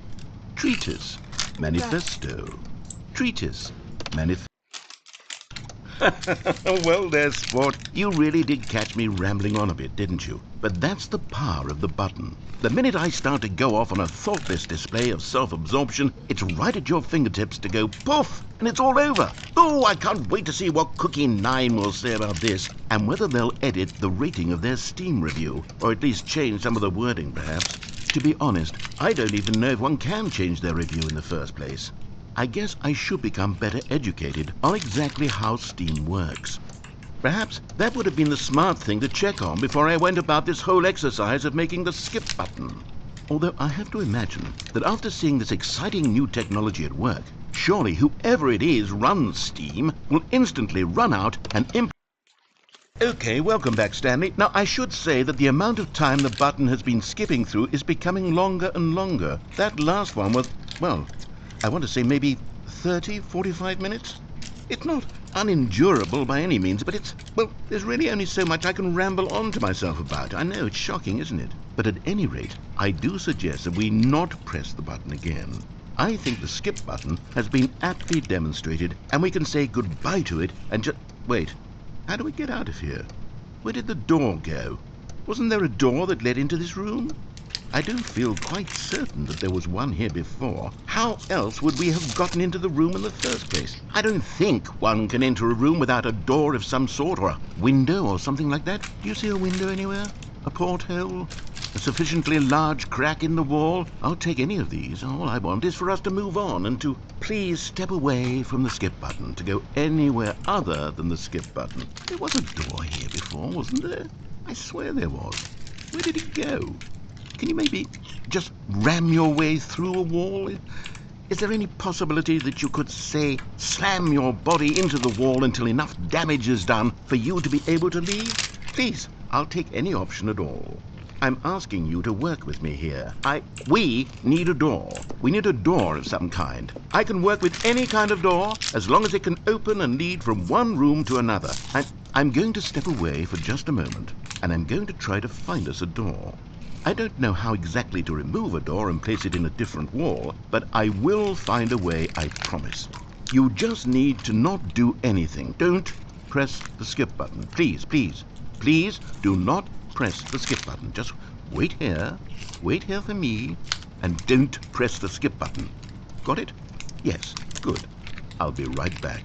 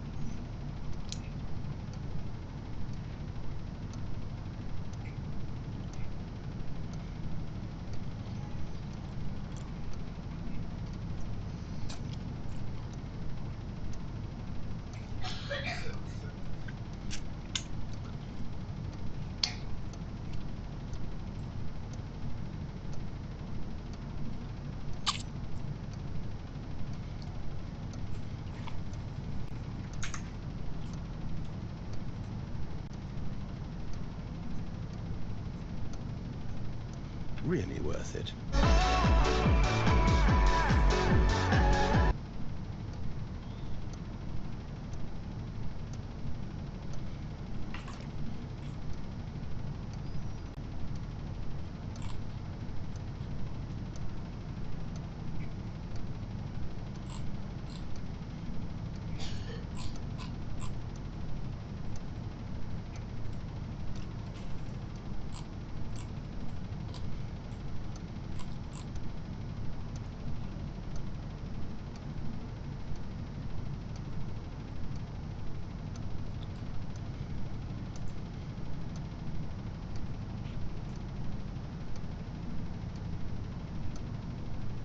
Alrighty guys, today we are taking a look at the Pimax Crystal Super. I still do not really know who this headset is even for. Because on the one hand, it does a lot of things that no other VR headset even seems to attempt to do. You can do things like swap out the optical engines, which means that you get to like upgrade your lenses and potentially your screens. And you can swap the speakers out too, so you can improve your audio. It is one of the most modular headsets, if not the most modular headset that I've ever seen. But on the other hand, Pimax headsets are some of the least used headsets on Steam VR. Pimax headsets have less users than the original Rift, less than the Quest 1. So you've got this insanely capable, high-spec, modular monster of a headset, and almost nobody... Stanley! Stanley, please don't push the button again. It's been 12 hours. You've just been frozen there. I don't know why the skips are getting longer, but they're Oh, Stanley, you're back. You're back. Oh, my goodness. I have someone to talk to again. Stanley, I think it's been a week.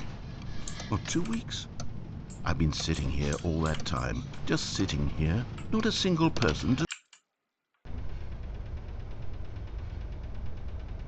Oh, hello. It's you. You're here again. Welcome. I have had time to think about you and about us. Okay, he's gone. W. I'm joking, not W.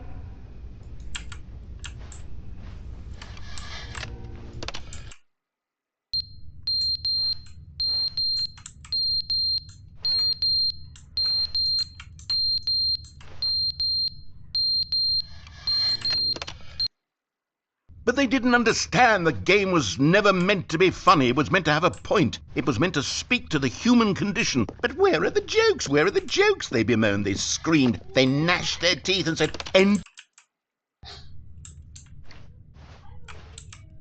Yeah, that plan's dead.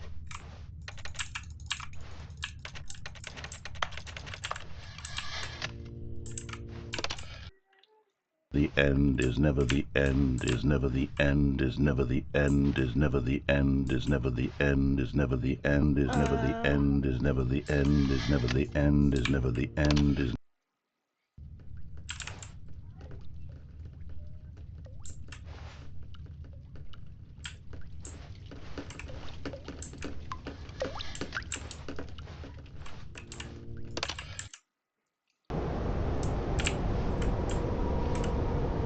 Hasn't been that long. Hasn't been that long.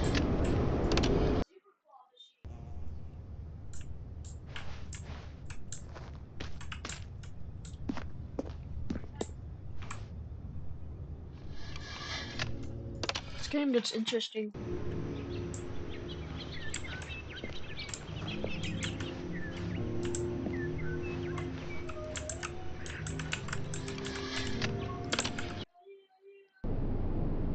Oh. Okay.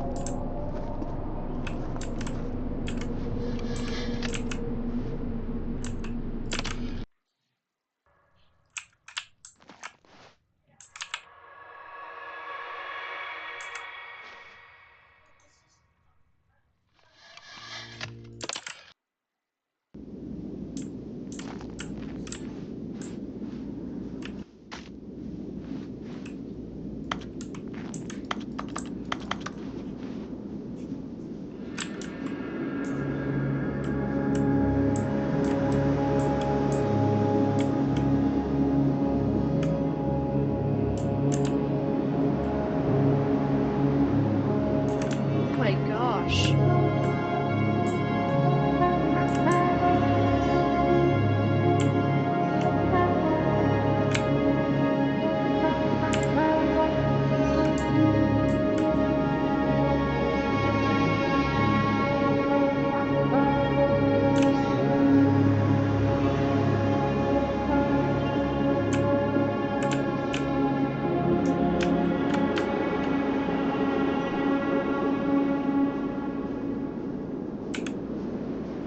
Oh, okay. The end is never the end. Is like that. Oh, I'm back. All All of his his co-workers were coworkers gone. What could it mean? Stanley decided to go to the meeting room. Perhaps he had simply missed a memo.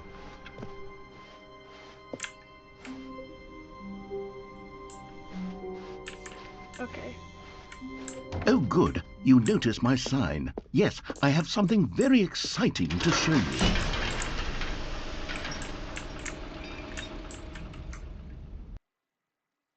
Oh, we're not even going to do the entire presentation.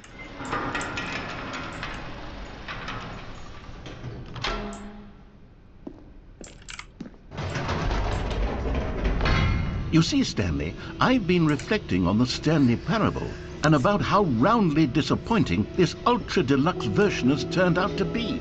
The original Stanley Parable was a landmark, and any new content for it should live up to that legacy. So forget this ultra deluxe nonsense. I say we take it one step even further. Which is why I'm very proud to announce for the first time ever the Stanley Parable 2.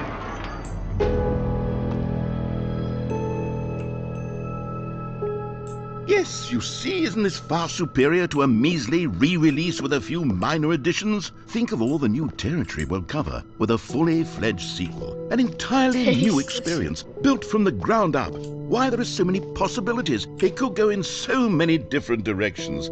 This is what fans have truly been asking for.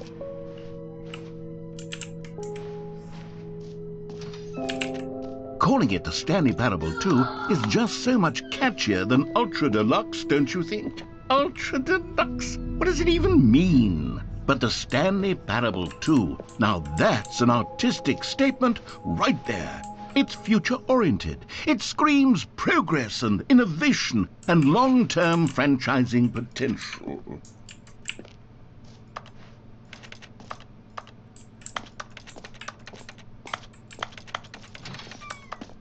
Now, to be clear, I haven't quite nailed down what exactly the Stanley Parable 2 is going to be, but let's take a look at some of the features I've been developing for it. I figure that if I can loosely organize a handful of interesting concepts, that surely the game will sort of naturally spring up around them. It'll all work itself out. Game development is much more of a fuzzy magic than anything scientific or logical, really. Here we are. Go on, try out some of the new features.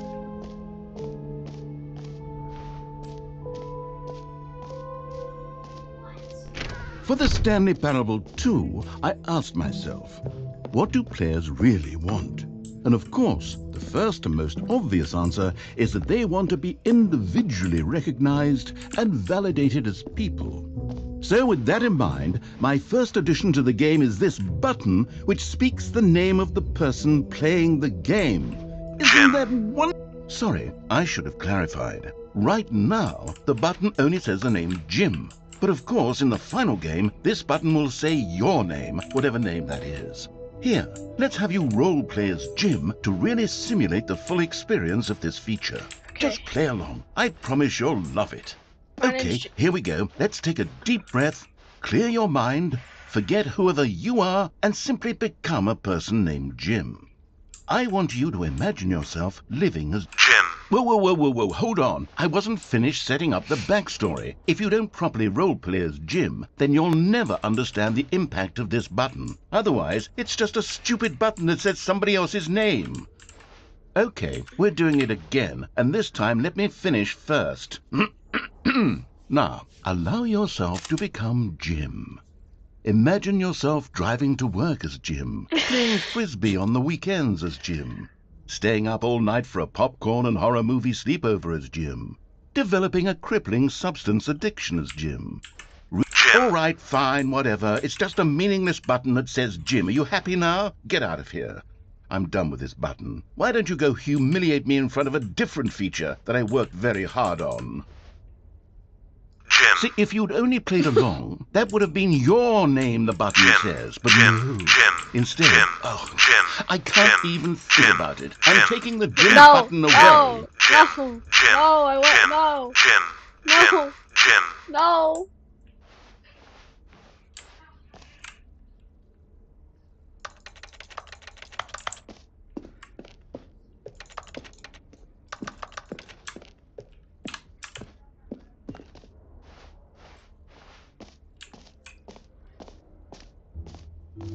Maybe I'll only let people named Jim play the Stanley Parable 2. They would appreciate what I've created here.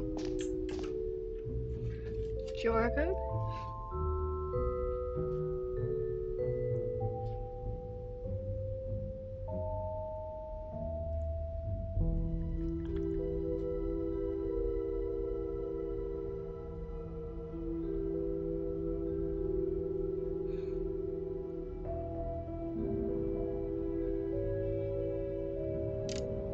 Okay, it just took me to the StanleyParable2.com.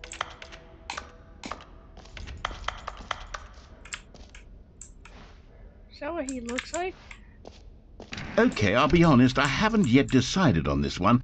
I think that in the new version, the office could use a bit of decoration, like balloons. But I'm undecided on Get Well Someday and Happy 12th Birthday. Which would you go with?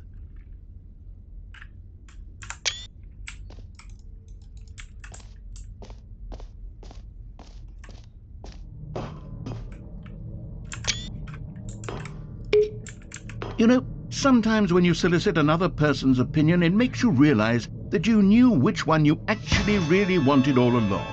Get Well Someday it is. Okay.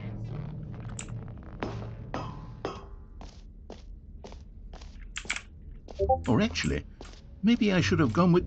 No, I've made my decision. We're moving on.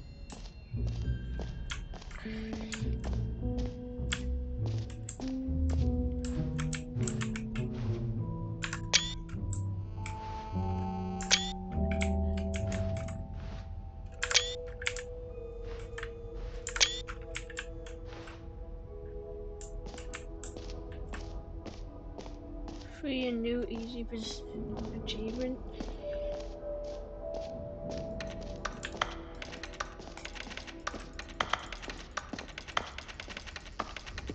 Now, here's something special. You remember that broken test achievement that got left in the game on accident? Well, I'm developing a technology to simply give you the achievement. Yeah, okay, perhaps I should have clarified. This is technology that will exist. Right now, the achievement is still fully broken. I'm not a wizard, Stanley, but I guarantee it will be fixed in the sequel to at last satisfy the hordes of ravenous fans all over the world who have been uproariously demanding this feature. Gamers, we hear you, and I promise it will happen.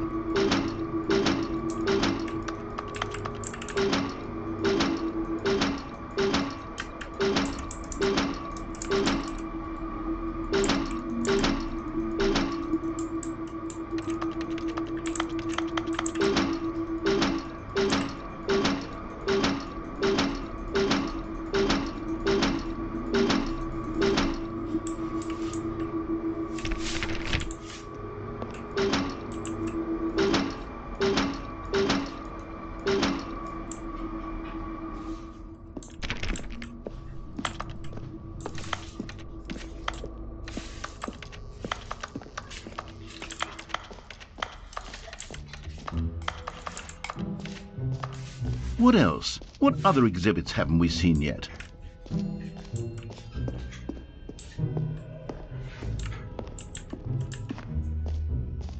Ah, collectibles. Now it's a real video game. In the Stanley Parable 2, you'll run around gathering up these miniature Stanley figurines. And what's truly innovative is that there will be no reward for collecting all of them. I don't want to stifle the intrinsic joy of watching a number go up. You simply collect all of them, and then you move the hell on with your unremarkable life.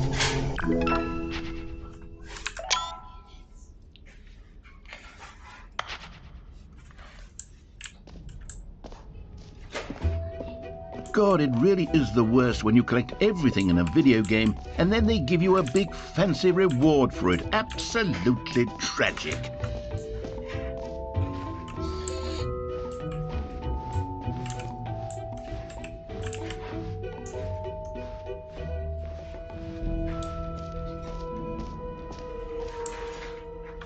You know what? Let's bring the jump circle back for Stanley Parable 2 as well. It's a... Oh, wait. You already spent all your jumps the first time we saw the jump circle. Oh well. I suppose it can just be a nice decorative piece then.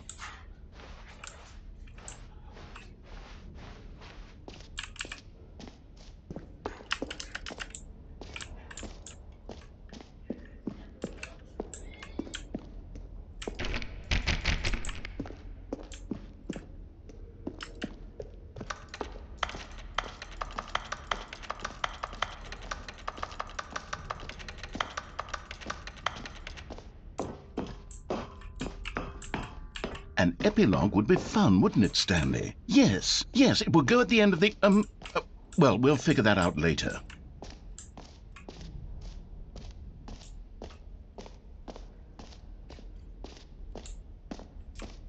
Ooh, the reassurance bucket. A common complaint of the Stanley Parable was that it was confusing and paradoxical, that it engendered a chaotic sense of reckless despair in those who played it. Well, I'm happy to say that after much consideration, I've engineered a clever solution to this fundamental problem with the game. It's the Stanley Parable Reassurance Bucket. You see, Stanley, anytime you're holding the bucket, a sense of calm and ease will fill your mind and your heart. It's true. As long as you hold on to the bucket, the many disorienting contradictions of the Stanley Parable will feel perfectly normal and perhaps even comforting. You may even come to long for the gentle embrace of jarring cognitive dissonance while the bucket is in your arms. And to be honest, it's a much more convenient solution for me than actually redesigning the game to be less uncomfortable. Can you imagine what a pain in the ass that would be? Yes, the bucket is the perfect solution. Come on, give it a try.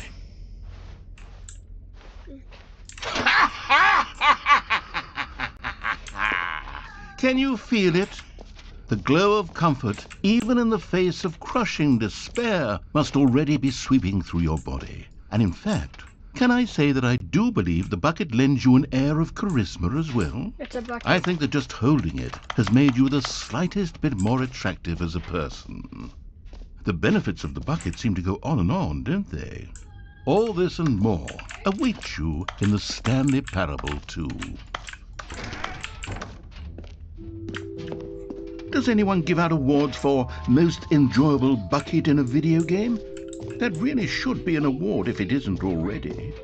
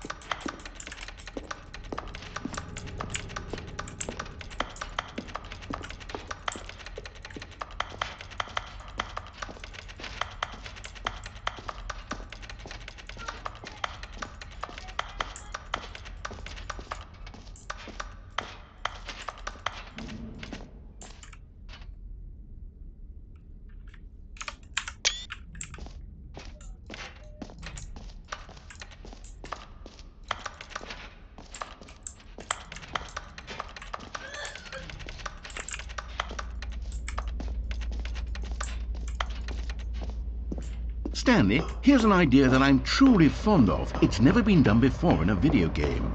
This is, in fact, a hole that you can fall down forever. That's right. Infinite falling. You can fall until the end of time, if you like. A stunning leap forward for video games as a medium. You see, isn't it wonderful? One of my more ingenious concoctions, if I do say so. Now then, since you've gotten to see the infinite hole, you can press the teleport button to pop back up to the top, and we can continue onward. Now, I don't mean to be a bummer, but I do recommend you use the teleport button to go back to the top. Maybe do it on the sooner rather than later spectrum of things. Great! Now, I'm very excited to show you even more of my ideas for the sequel. Okay, and I guess we're back in the hole now. Did you really need to see it again? I don't know what else there is to say, Stanley. It's an infinite hole. It's exactly what you're doing right now, but forever. There really are so many other fascinating exhibits that I've prepared for you. I really spent quite a lot of time on all this, and I would very much like to show you some more of them. How about we go ahead and press that teleport button again so we can get back to what's really important about... Oh, goodness. Well, this is rather embarrassing, Stanley. I'll be honest with you. I truly did not believe that anyone would actually stay in the hole long enough to hit the bottom. Yes, I know, I told you the hole was infinite, but come on. Who actually wants to fall forever? The hole was plenty deep. It was more than deep enough, in my opinion. Maybe it's you who likes falling too much. Maybe you're the problem. Look, things got a little heated there. I think we both said some things we didn't mean. Why don't we just put all this behind us and agree to just call the hole mostly infinite? If that works for you, then go ahead and press the teleport button to warp up to the top of the hole and we can move on. I'll just be up here when you're ready.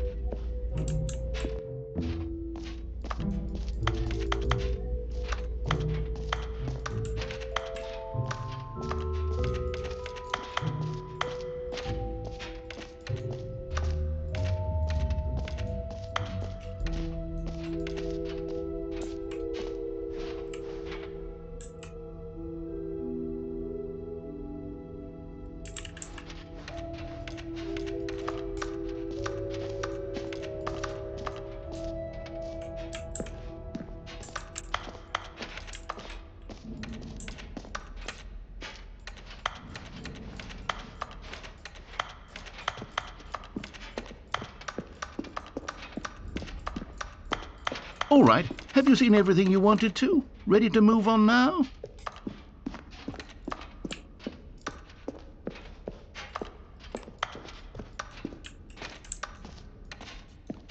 So, Stanley, what do you think? Do you like all of the new features? Yes, I know it's not exactly clear yet how exactly these features will come together as one single coherent video game, but I can feel it in my soul. It's going to work. There's definitely a good game in there somewhere. Say, let's do an experiment. I'll arrange these new features together and we'll see whether or not it coheres into a meaningful gameplay experience. Okay, are you ready? Here it is. I give you the Stanley Parable 2.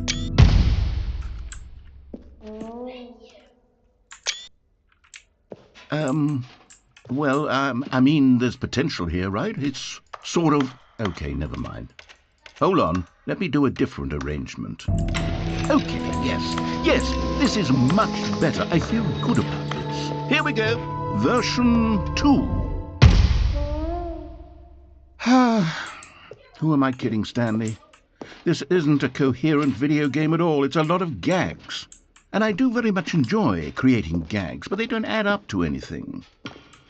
I wanted more than anything to create a sequel that would capture all the magic of the first game. I wanted fans to love it. No matter how good these gags are, they won't stand on their own. They would need the structure and the gameplay of the original. Wait, maybe that's it. I can take the original Stanley Parable and simply, well, insert a few of my new features into it. Tastefully, of course. With respect. With care for the vision and integrity of the original game. Would it possibly work? I suppose it could. But it would need a really, really tremendous title screen. A title screen that says with bold and uncompromising conviction, "This is the Stanley Parable 2. Let me see if I can whip something up. All right, perfect. Go ahead. Take a look.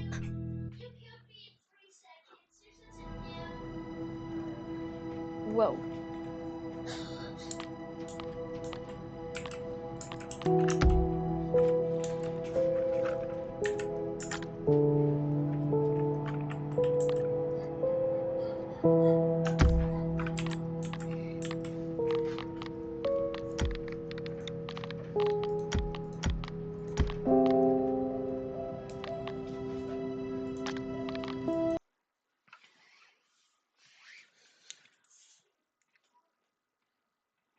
This is the story of a man named Stanley. Stanley worked for a company in a big building where he was employee number 427. Employee number 427's job was simple. He sat at his desk in room 427 and he pushed buttons on a keyboard. Orders came to him through a monitor on his desk, telling him what buttons to push, how long to push them, and in what order. This is what employee 427 did every day of every month of every year. And although others might have considered it soul-rending, Stanley relished every moment that the orders came in, as though he had been made exactly for this job. And Stanley was happy. And then one day, something very peculiar happened. Something that would forever change Stanley. Something he would never quite forget. He had been at his desk for nearly an hour when he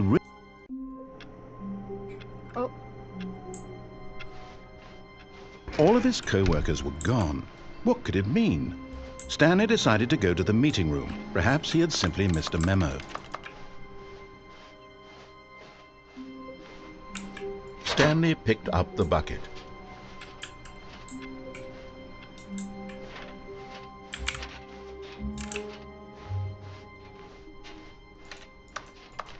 Stanley clutched the bucket tightly to his chest and entered the door on his left.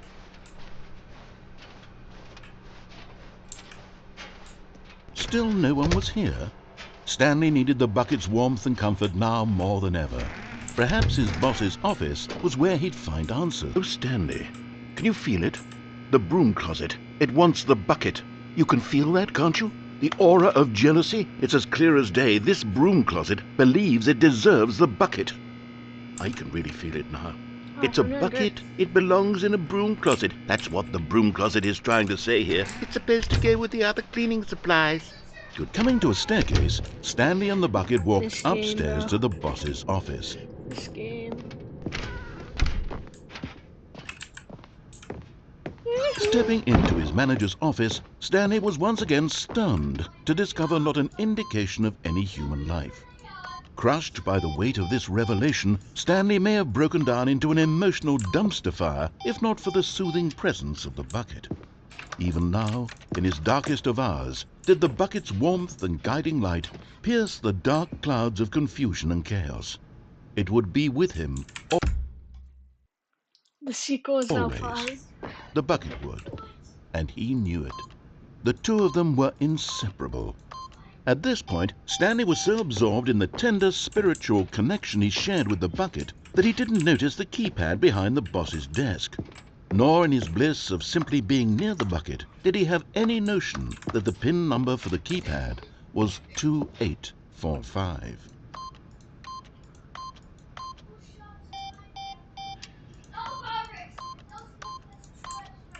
But Stanley guessed the correct code by sheer luck. Was it that the bucket knew all along? Was the bucket guiding him? Yes, this is certainly the most logical explanation. You found one of them. One of the miniature Stanley figurines. Bruh. Remember, no reward for collecting all of these, only the intrinsic pleasure of a job well done. You can't buy that sort of happiness, Stanley. God knows I've tried. So, I implore you to savor each and every moment you come across one of these beautiful figurines.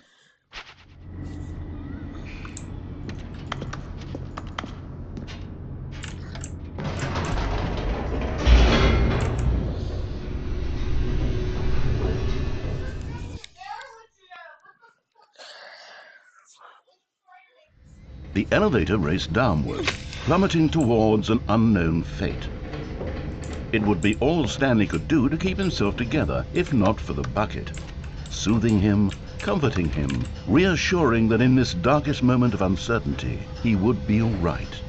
The bucket is here for you, Stanley. Everything will be fine. Stanley and the bucket walked straight ahead through the large door that read, Mind Control. Although this passageway had the word escape written on it, the truth was that at the end of this hall, Stanley and the bucket would both meet a violent death. The door behind them was not shut. Stanley and the bucket still had every opportunity to turn around and get back on track. At this point, Stanley and the bucket were knowingly walking forward into a very painful death for each of them.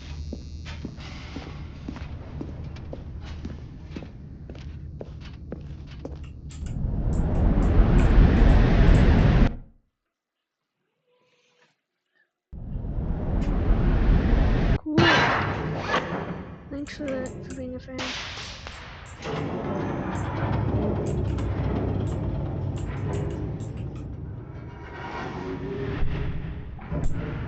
As the machine whirred into motion and Stanley and the bucket inched closer to their demise, Stanley reflected on how meaningless the bucket's warmth and comfort had turned out to be.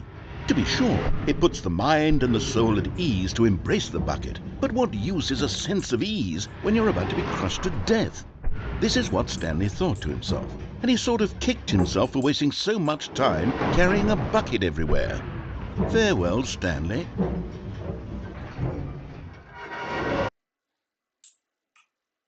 "Farewell, Stanley," cried the narrator, as Stanley and the bucket were led helplessly into the enormous metal jaws. In a single visceral instant, the bucket's life came to an end as it was crushed violently to death.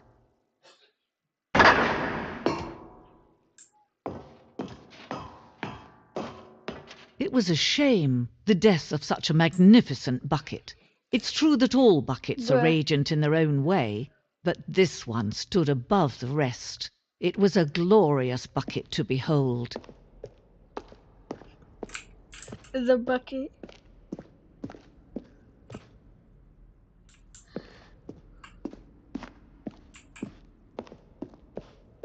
Can you see how arrogant it was for Stanley to take a bucket like this and to claim it for his own? Can you see the hubris that blinded him? Can you see that the bucket is far more noble than Stanley will ever be in his short life?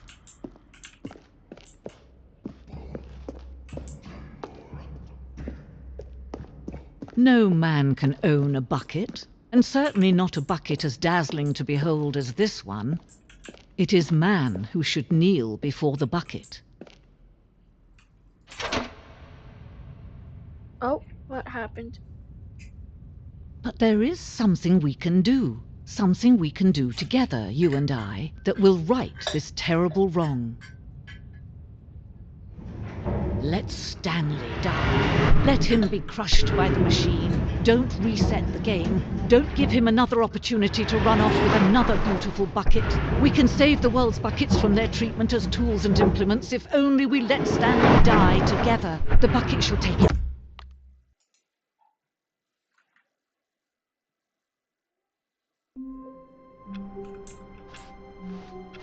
Even now, Stanley's office was a distant memory. What did it look like? There was a computer, perhaps, and a painting. Was it a painting or a photo? He could no longer. Stanley lifted the bucket into his arms, and a wave of comfort rushed over him. Stanley clutched the bucket tightly to his chest and entered the door on his... This was not the direct way to the meeting room, but Stanley had felt the bucket calling to him, telling him that the employee lounge was simply the place to be.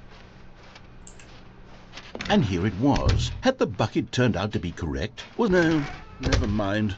The bucket was wrong. Stanley took the door on his left to go back to the meeting room. No, said the bucket. don't go to the meeting room. Go somewhere else. The cargo lift, yes. Good, said the bucket. Now ride the lift all the way to the top. There's something up there I need you to do.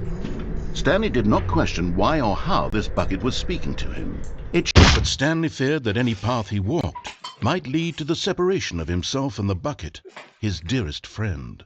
So he threw himself to his death, that they might die in one another's arms. How deeply touching.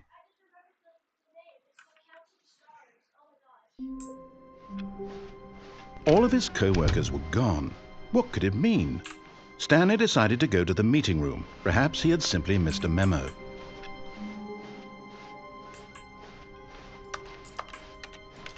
When Stanley came to a set of 2 open doors, this was not the correct way to the meeting room, and Stanley knew it perfectly well. Perhaps he wanted to stop by the employee lounge first, just to admire it. Standing now in this incredible room, Stanley for the first, but eager to get back to business, Stanley took the first open door on his left. Stanley was so bad at following directions, it's incredible he wasn't fired years ago.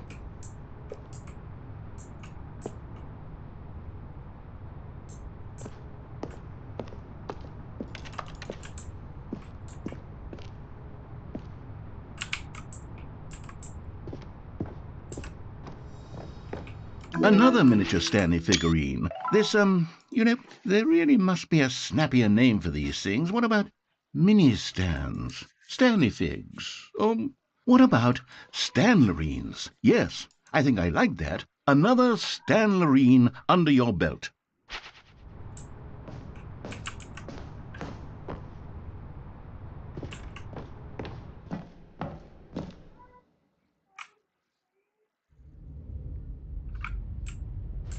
Stanley had now gotten himself so far off the beaten path that it seemed the office had begun. So far off the beaten path that it seemed the office had begun. So far off the beaten path that it seemed the office.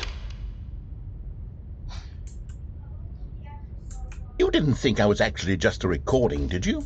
What a silly and trite explanation that would be. All the back and forth between you and me, all the absurd adventures we've been through, and it all turns out I'm just a tape recording? It was all just in Stanley's head. I bet that's the kind of twist you think is revelatory. I bet each and every time you watch a movie where it turns out all to be in the main character's imagination, you must absolutely bolt off the couch in pure shock at the phenomenal and intricate storytelling. It must be so simple to be you. Life being an unending waterfall of surprises and delights. How much more exciting you must find the world than the rest of us do. Now I've become sad. Look what you've done to me. This is all your fault.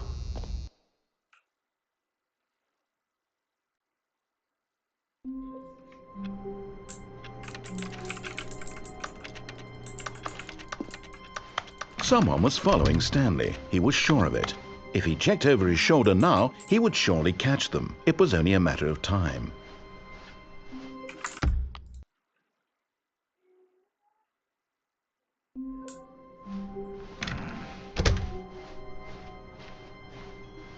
When Stanley came to a set of 2 open doors, he...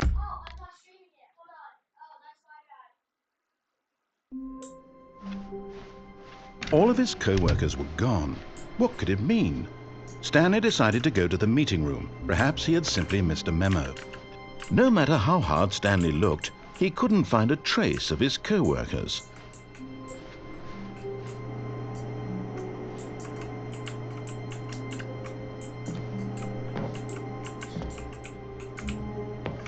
Oh.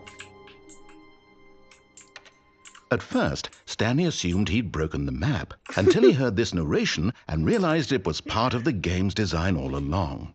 He then praised the game for its insightful and witty commentary into the nature of video game structure and its examination of structural narrative tropes. So, now that you're here, what do you think? Isn't this a fun and unique place to be? Why don't we take a minute just to drink it all in? Okay, I'm over it now. What do you think? Are you sick of this gag yet? Well, I don't know how to say this politely, but you could literally just hit his...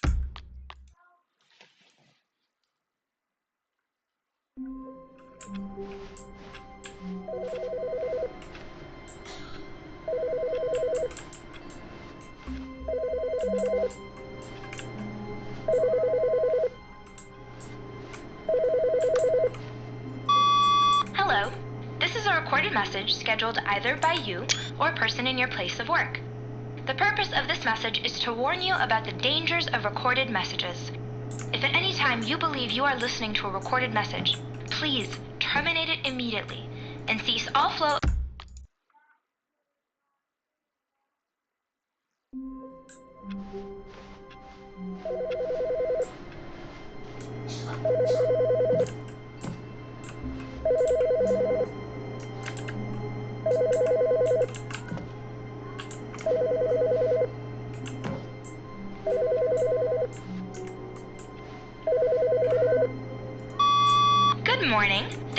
contacting the Future Happiness Foundation. We are confirming your shipment of 1,327 cardboard boxes to your place of work. Can you verify that this is correct? Excellent! Your order will arrive shortly. Thank you again for contacting the Future Happiness Foundation.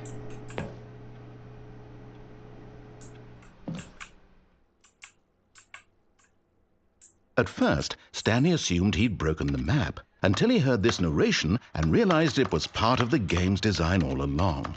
He then praised the game for its insightful and witty commentary into the nature of video game structure and its examination of structural narrative tropes. So, now that you're here, what do you think? Isn't this a fun and unique place to be? Why don't we take a minute?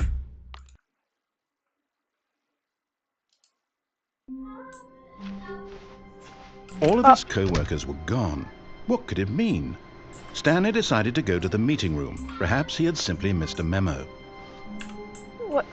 Why are there so many of them? Why I can't?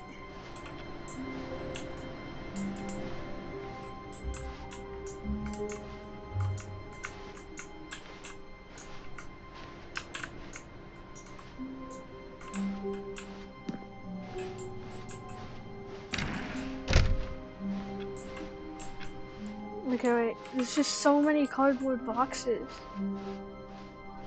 When Stanley came to a set of 2 open doors, he entered the door on his left.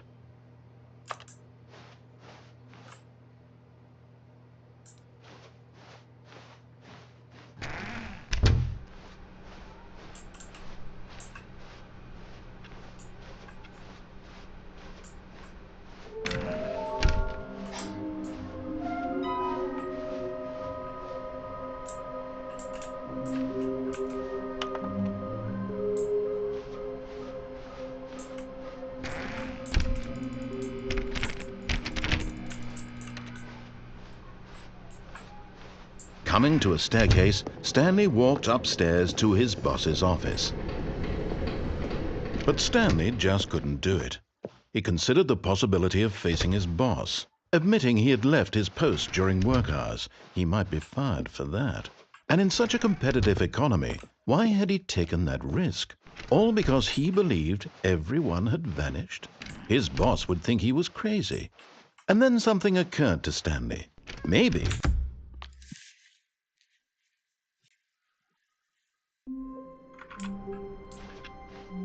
Stanley decided to go to the meeting room to check on his co-workers. He never functioned well by himself and constantly needed support and guidance from others, so the thought of total solitude was terrifying to him. No matter how hard Stanley looked, he couldn't find a trace of his co-workers.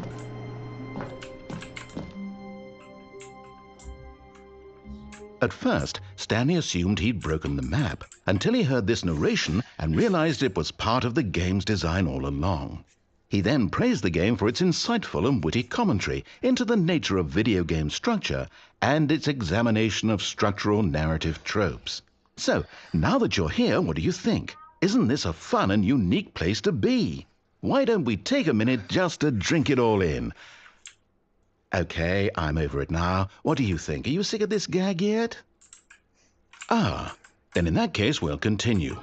But now, here comes the real question. What do you think would have happened if you had told me that you wanted this to stop? Do you think it would have been particularly different?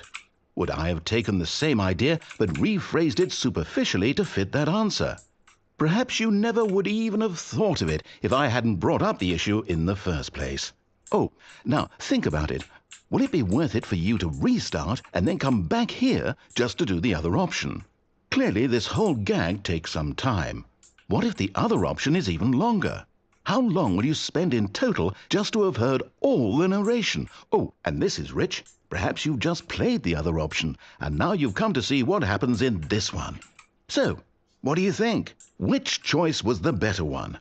Imagine if you had selected Continue on your first playthrough, how tantalizing it would be not knowing what happens when you pick the other option. Indeed, you are one of the lucky ones. Though if the other option is really miserable to listen to, then perhaps you're not.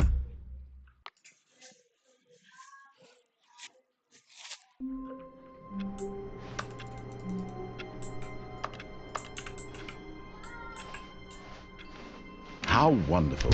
Stanley was alone. Finally. This is great, he thought. The confusion and the chaos all seemed to melt away as Stanley embraced the bucket. Stanley clutched the bucket tightly to his chest and entered the door on his left.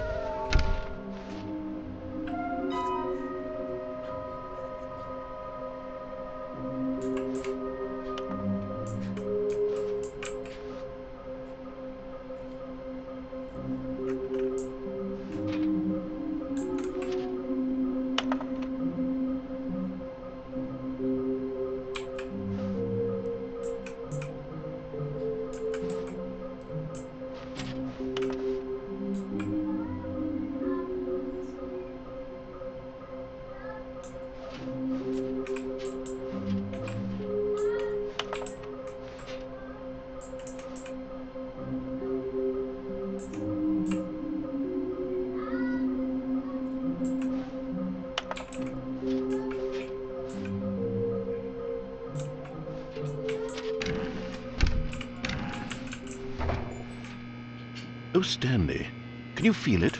The broom closet. It wants the bucket. You can feel that, can't you? The aura of jealousy. It's as clear as day. This broom closet believes it deserves the bucket. I can really feel it now. It's a bucket. It belongs in a broom closet. That's what the broom closet is trying to say here. It's supposed to go with the other cleaning supplies. Good for you, Stanley. Don't give in. Don't hand over the bucket. I know how hard it must be, given the pressure that the broom closet is putting on your shoulders right now, but you have to be strong. This is your bucket. This is your companion and lifelong friend. You can't hand it over. Oh, no. We're getting into name-calling now, it seems. Is this how low the broom closet has sunk, that it has to resort to this stream of petty insults simply in order to get you to hand over the bucket? Coming to a staircase, Stanley and the bucket walked upstairs to the boss's office.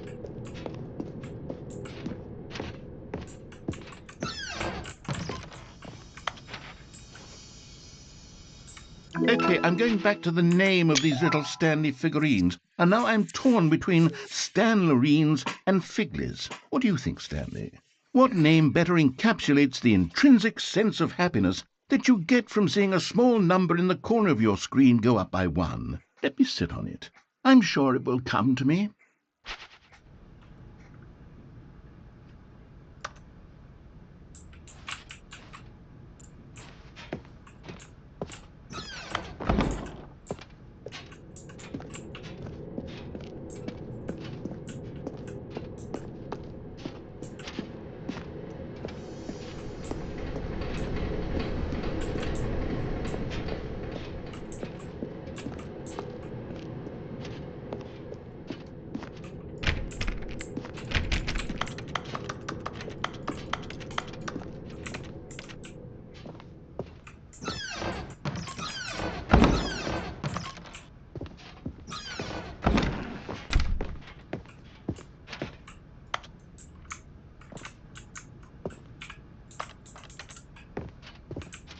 Stepping into his manager.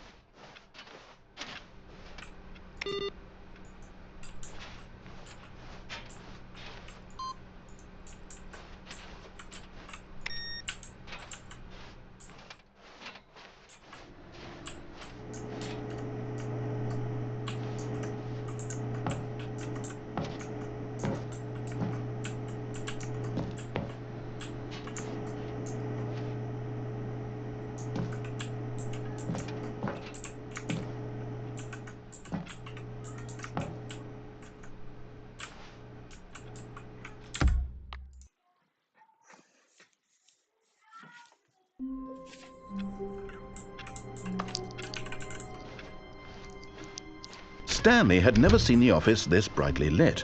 Was it a sign of something? He hoped it was. He hoped very much that it was.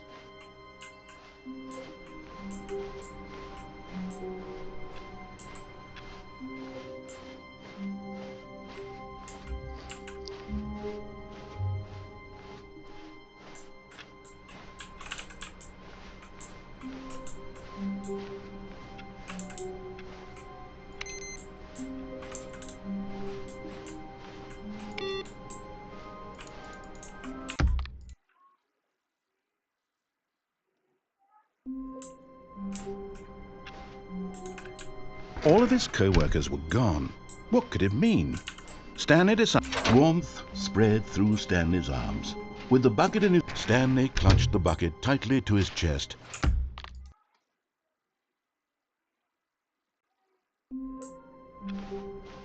Someone was following Stanley. He was sure of it.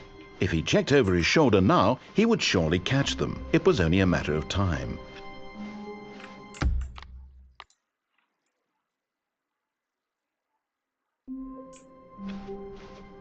All of his co-workers were gone. What could it mean?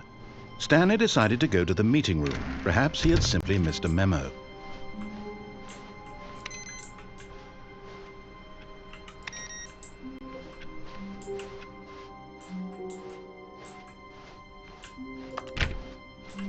When Stanley came to a set of 2 open doors, he entered the door on his left.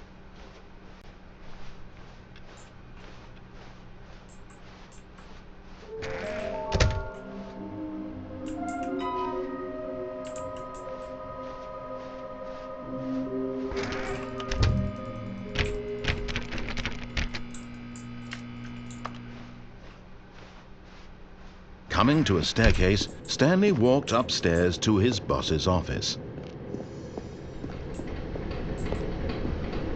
But Stanley just couldn't do it. He considered the possibility of facing his boss. Admitting he had left his post during work hours, he might be fired for that.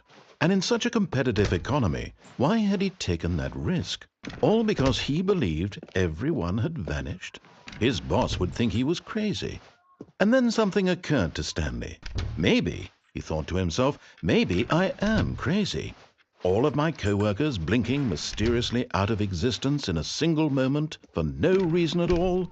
None of it made any logical sense. And as Stanley pondered this, he...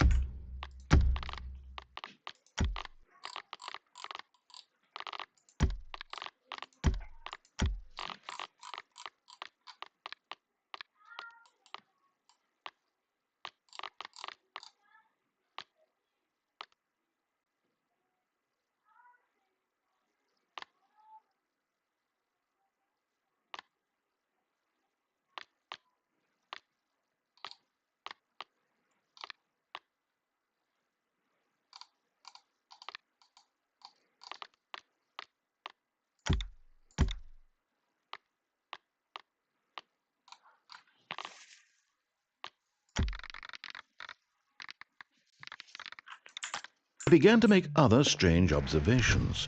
For example, why couldn't he see his feet when he looked down? Why did doors close automatically behind him wherever he went? And for that matter, these rooms were starting to look pretty familiar. Were they simply repeating? No, Stanley said to himself, this is all too strange. This can't be real. And at last, he came to the conclusion that had been on the tip of his tongue. He just hadn't found the words for it. I'm dreaming, he yelled. This is all a dream. Oh, what a relief Stanley felt to have finally found an answer, an explanation. His co-workers weren't actually gone. He wasn't going to lose his job. He wasn't crazy after all. And he thought to himself, I suppose I'll wake up soon. I'll have to go back to my boring real-life job pushing buttons. I may as well enjoy this while I'm still lucid. So, he imagined himself flying and began to gently float above the ground. Then he imagined himself soaring through space on a magical starfield, and it too appeared. It was so much fun, and Stanley marveled that he had still not woken up. How was he remaining so lucid? And then perhaps the strangest question of them all entered Stanley's head. One he was amazed he hadn't asked himself sooner. Why is there a voice in my head dictating everything that I'm doing and thinking?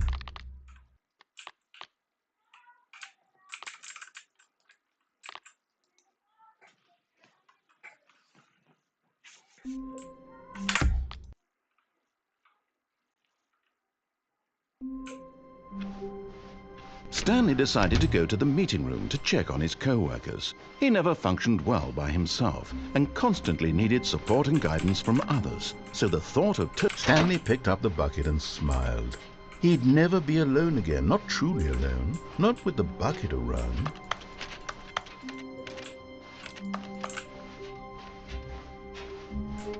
Stanley clutched the bucket tightly to his chest. This was not the correct way to the meeting room.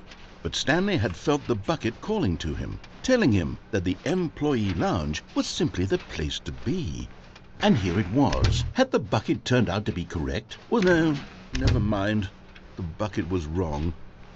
Stanley took the door on his left to go back to the meeting room. No, said the bucket. Don't go to the meeting room. Go somewhere else. The cargo lift, yes. Go there. Go to the cargo. Good, said the bucket. Now ride the lift all the way to the top. There's something up there I need you to do. Stanley did not question why or how this bucket was speaking to him. It should have alarmed him, of course, because buckets can't talk. But Stanley chose not to think about this obvious fact. He was firmly convinced that the bucket had spoken to him, and he unthinkingly did whatever the bucket asked. No, stop! Look there on the wall, you see? There's a sign right there. It says, "No buckets past this point." Stanley, how could you think it was okay to bring the bucket here? Unless, what if the problem is that you actually don't know what is a bucket and what isn't a bucket? I suppose that would explain a lot about your behavior up to this point. Which, if that's true, well, my goodness, I think we have to do something about it. This misunderstanding could have dire consequences on the entire rest of the game if not addressed quickly and properly. So much of the impact of the story is dependent on your understanding of what is and isn't a bucket. Please, step in here for a moment.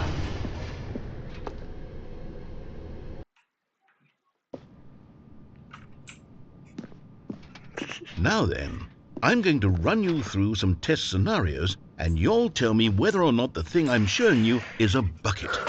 Simple enough, right? This should tell us everything we'll ever need to know about what is or is not a bucket. Okay, let's begin. Item 1. Is this a bucket? Correct. It is a hologram of a bucket, not an actual bucket.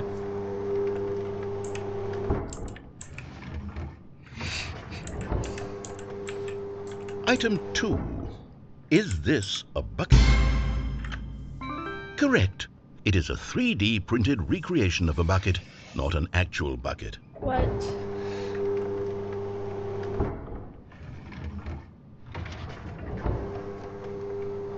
Item 3.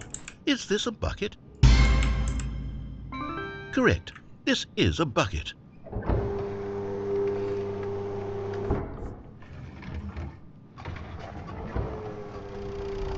Item 4. Is this a bucket? What? Are you hallucinating? This is a tractor. It's an enormous machine that tills the earth. I thought this was a gimmick. How on earth did you manage to screw it up? Absolutely incredible. Let's just move on to the next one.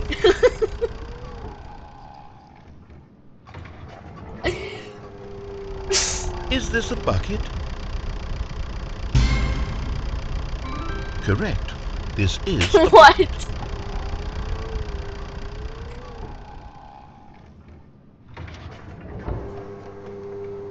Item 6. Is this a bucket? Trick question. Both. Gotcha. What? Item... Wait, hold on. I can't find the next one. Let me see. It should be around here somewhere.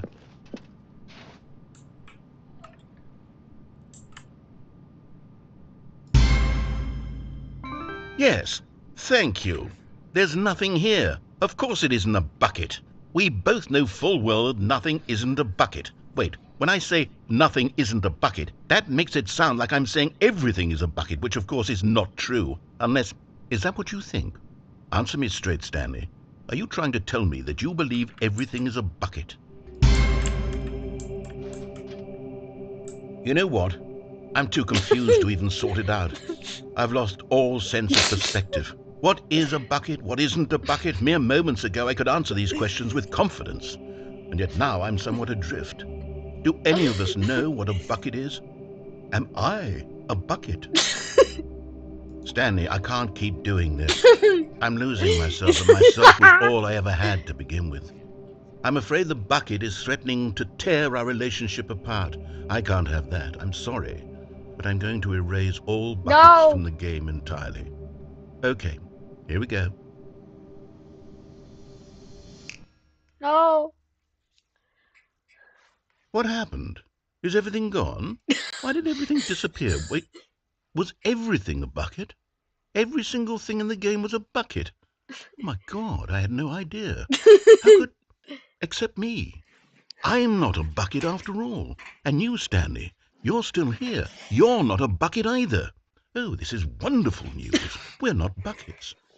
Yes, I actually feel much more at ease right now. It's delightful to get some clarity on that issue, but it doesn't change the fact that we haven't got a game. So, tell you what, I'll reset everything and we'll put back all of the buckets. Yes! Okay? And we'll know that it's all a bucket. But if you run into anyone else, maybe don't mention that. Who knows what that information might do to a person? All right, here we go.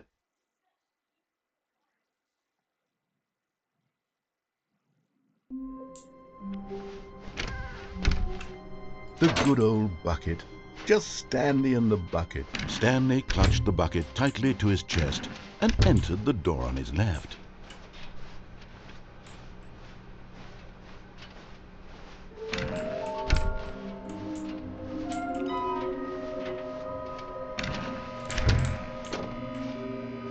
Oh, Stanley, can you feel it?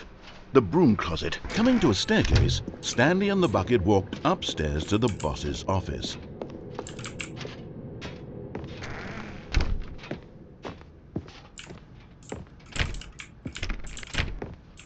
Stepping into his manager's office, Stanley was once again stunned to discover not an indication of any human life. Crushed by the weight of this revelation, Stanley may have broken down into an emotional dumpster fire if not for the soothing presence of the bucket. Even now, in his darkest of hours, did the bucket's warmth and guiding light pierce the dark clouds of confusion and chaos. It would be with him always. The bucket would, and he knew it. The two of them were inseparable. At this point, Stanley was so absorbed in the tender spiritual connection he shared with the bucket that he didn't notice the keypad behind the boss's desk. Nor in his bliss of simply being near the bucket did he have any notion that the PIN number for the keypad was 2845. But Stanley guessed the correct code by sheer luck. Was it that the bucket knew all along? Was the bucket guiding him? Yes. This is certainly the most logical explanation.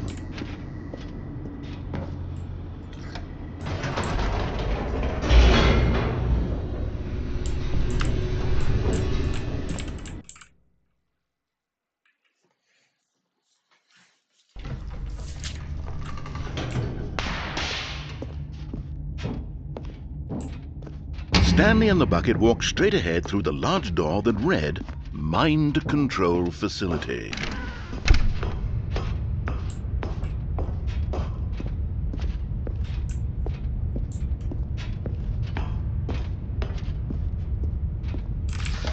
The lights rose on an enormous room packed with television screens.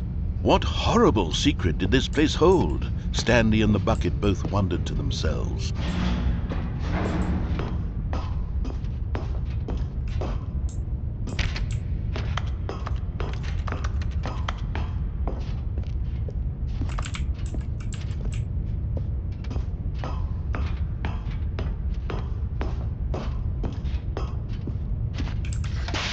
The monitors jumped to life, and Stanley nearly dropped the bucket in shock. Everyone in the office was being videotaped, monitored like guinea pigs. The bucket had never seen anything like this, and it very nearly burst into tears as Stanley cradled it gently, reassuring it that everything would be fine. Was the bucket under the mind control facility's influence as well? Had the bucket been told to do things it didn't wish to do? What kinds of things does a bucket want to do or not want to do in the first place? These questions raced furiously in Stanley's feeble mind.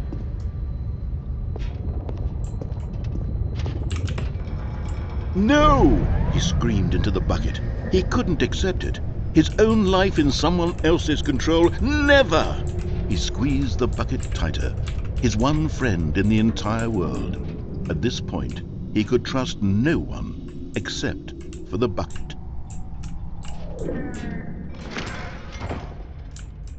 But here was the proof. The heart of the operation. Controls labeled with emotions, happy or sad or content. Walking, eating, working, all of it monitored and commanded from this very place. And as the cold reality of his past began to sink in, Stanley decided that this machine...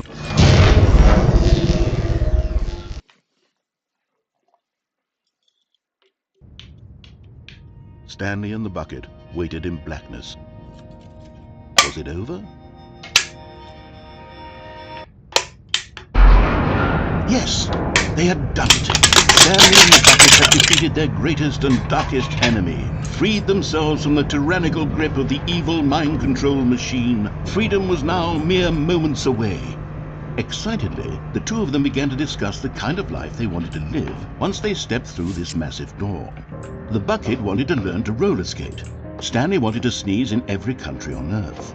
Both of them wanted to begin watching a movie, any movie, but then stop it halfway through and begin watching it in reverse from the end.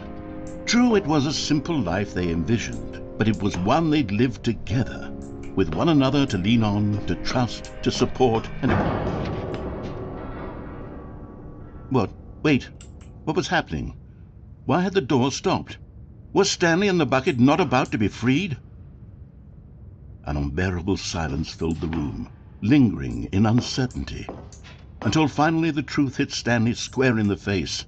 This building did not want the bucket to leave. Even the facility itself recognized the incredible calming presence of the bucket, needed the soothing warmth of the bucket, or go to any lengths not to part with the bucket.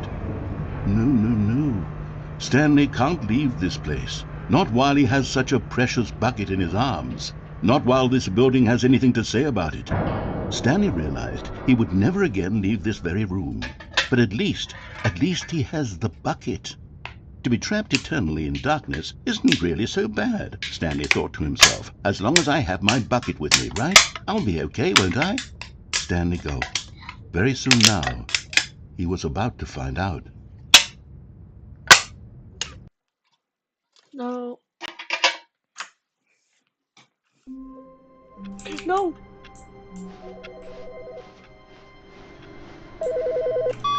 Hi, Stanley. Just wanted to leave you a message to let you know there's a few things I need you to pick up on your way home from work today. We need milk, cereal, dish soap, spaghetti, get a thing of sugar, some bread, and coffee beans, whichever ones you like. I'll give you a call if there's anything I forgot. Thanks, sweetie. See you tonight.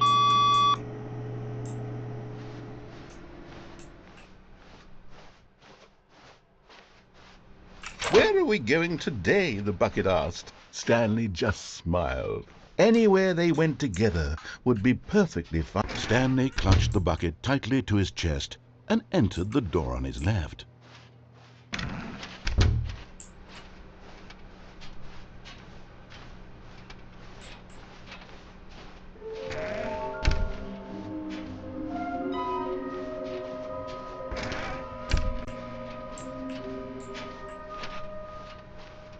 Coming to a staircase, Stanley and the bucket walked upstairs to the boss's office.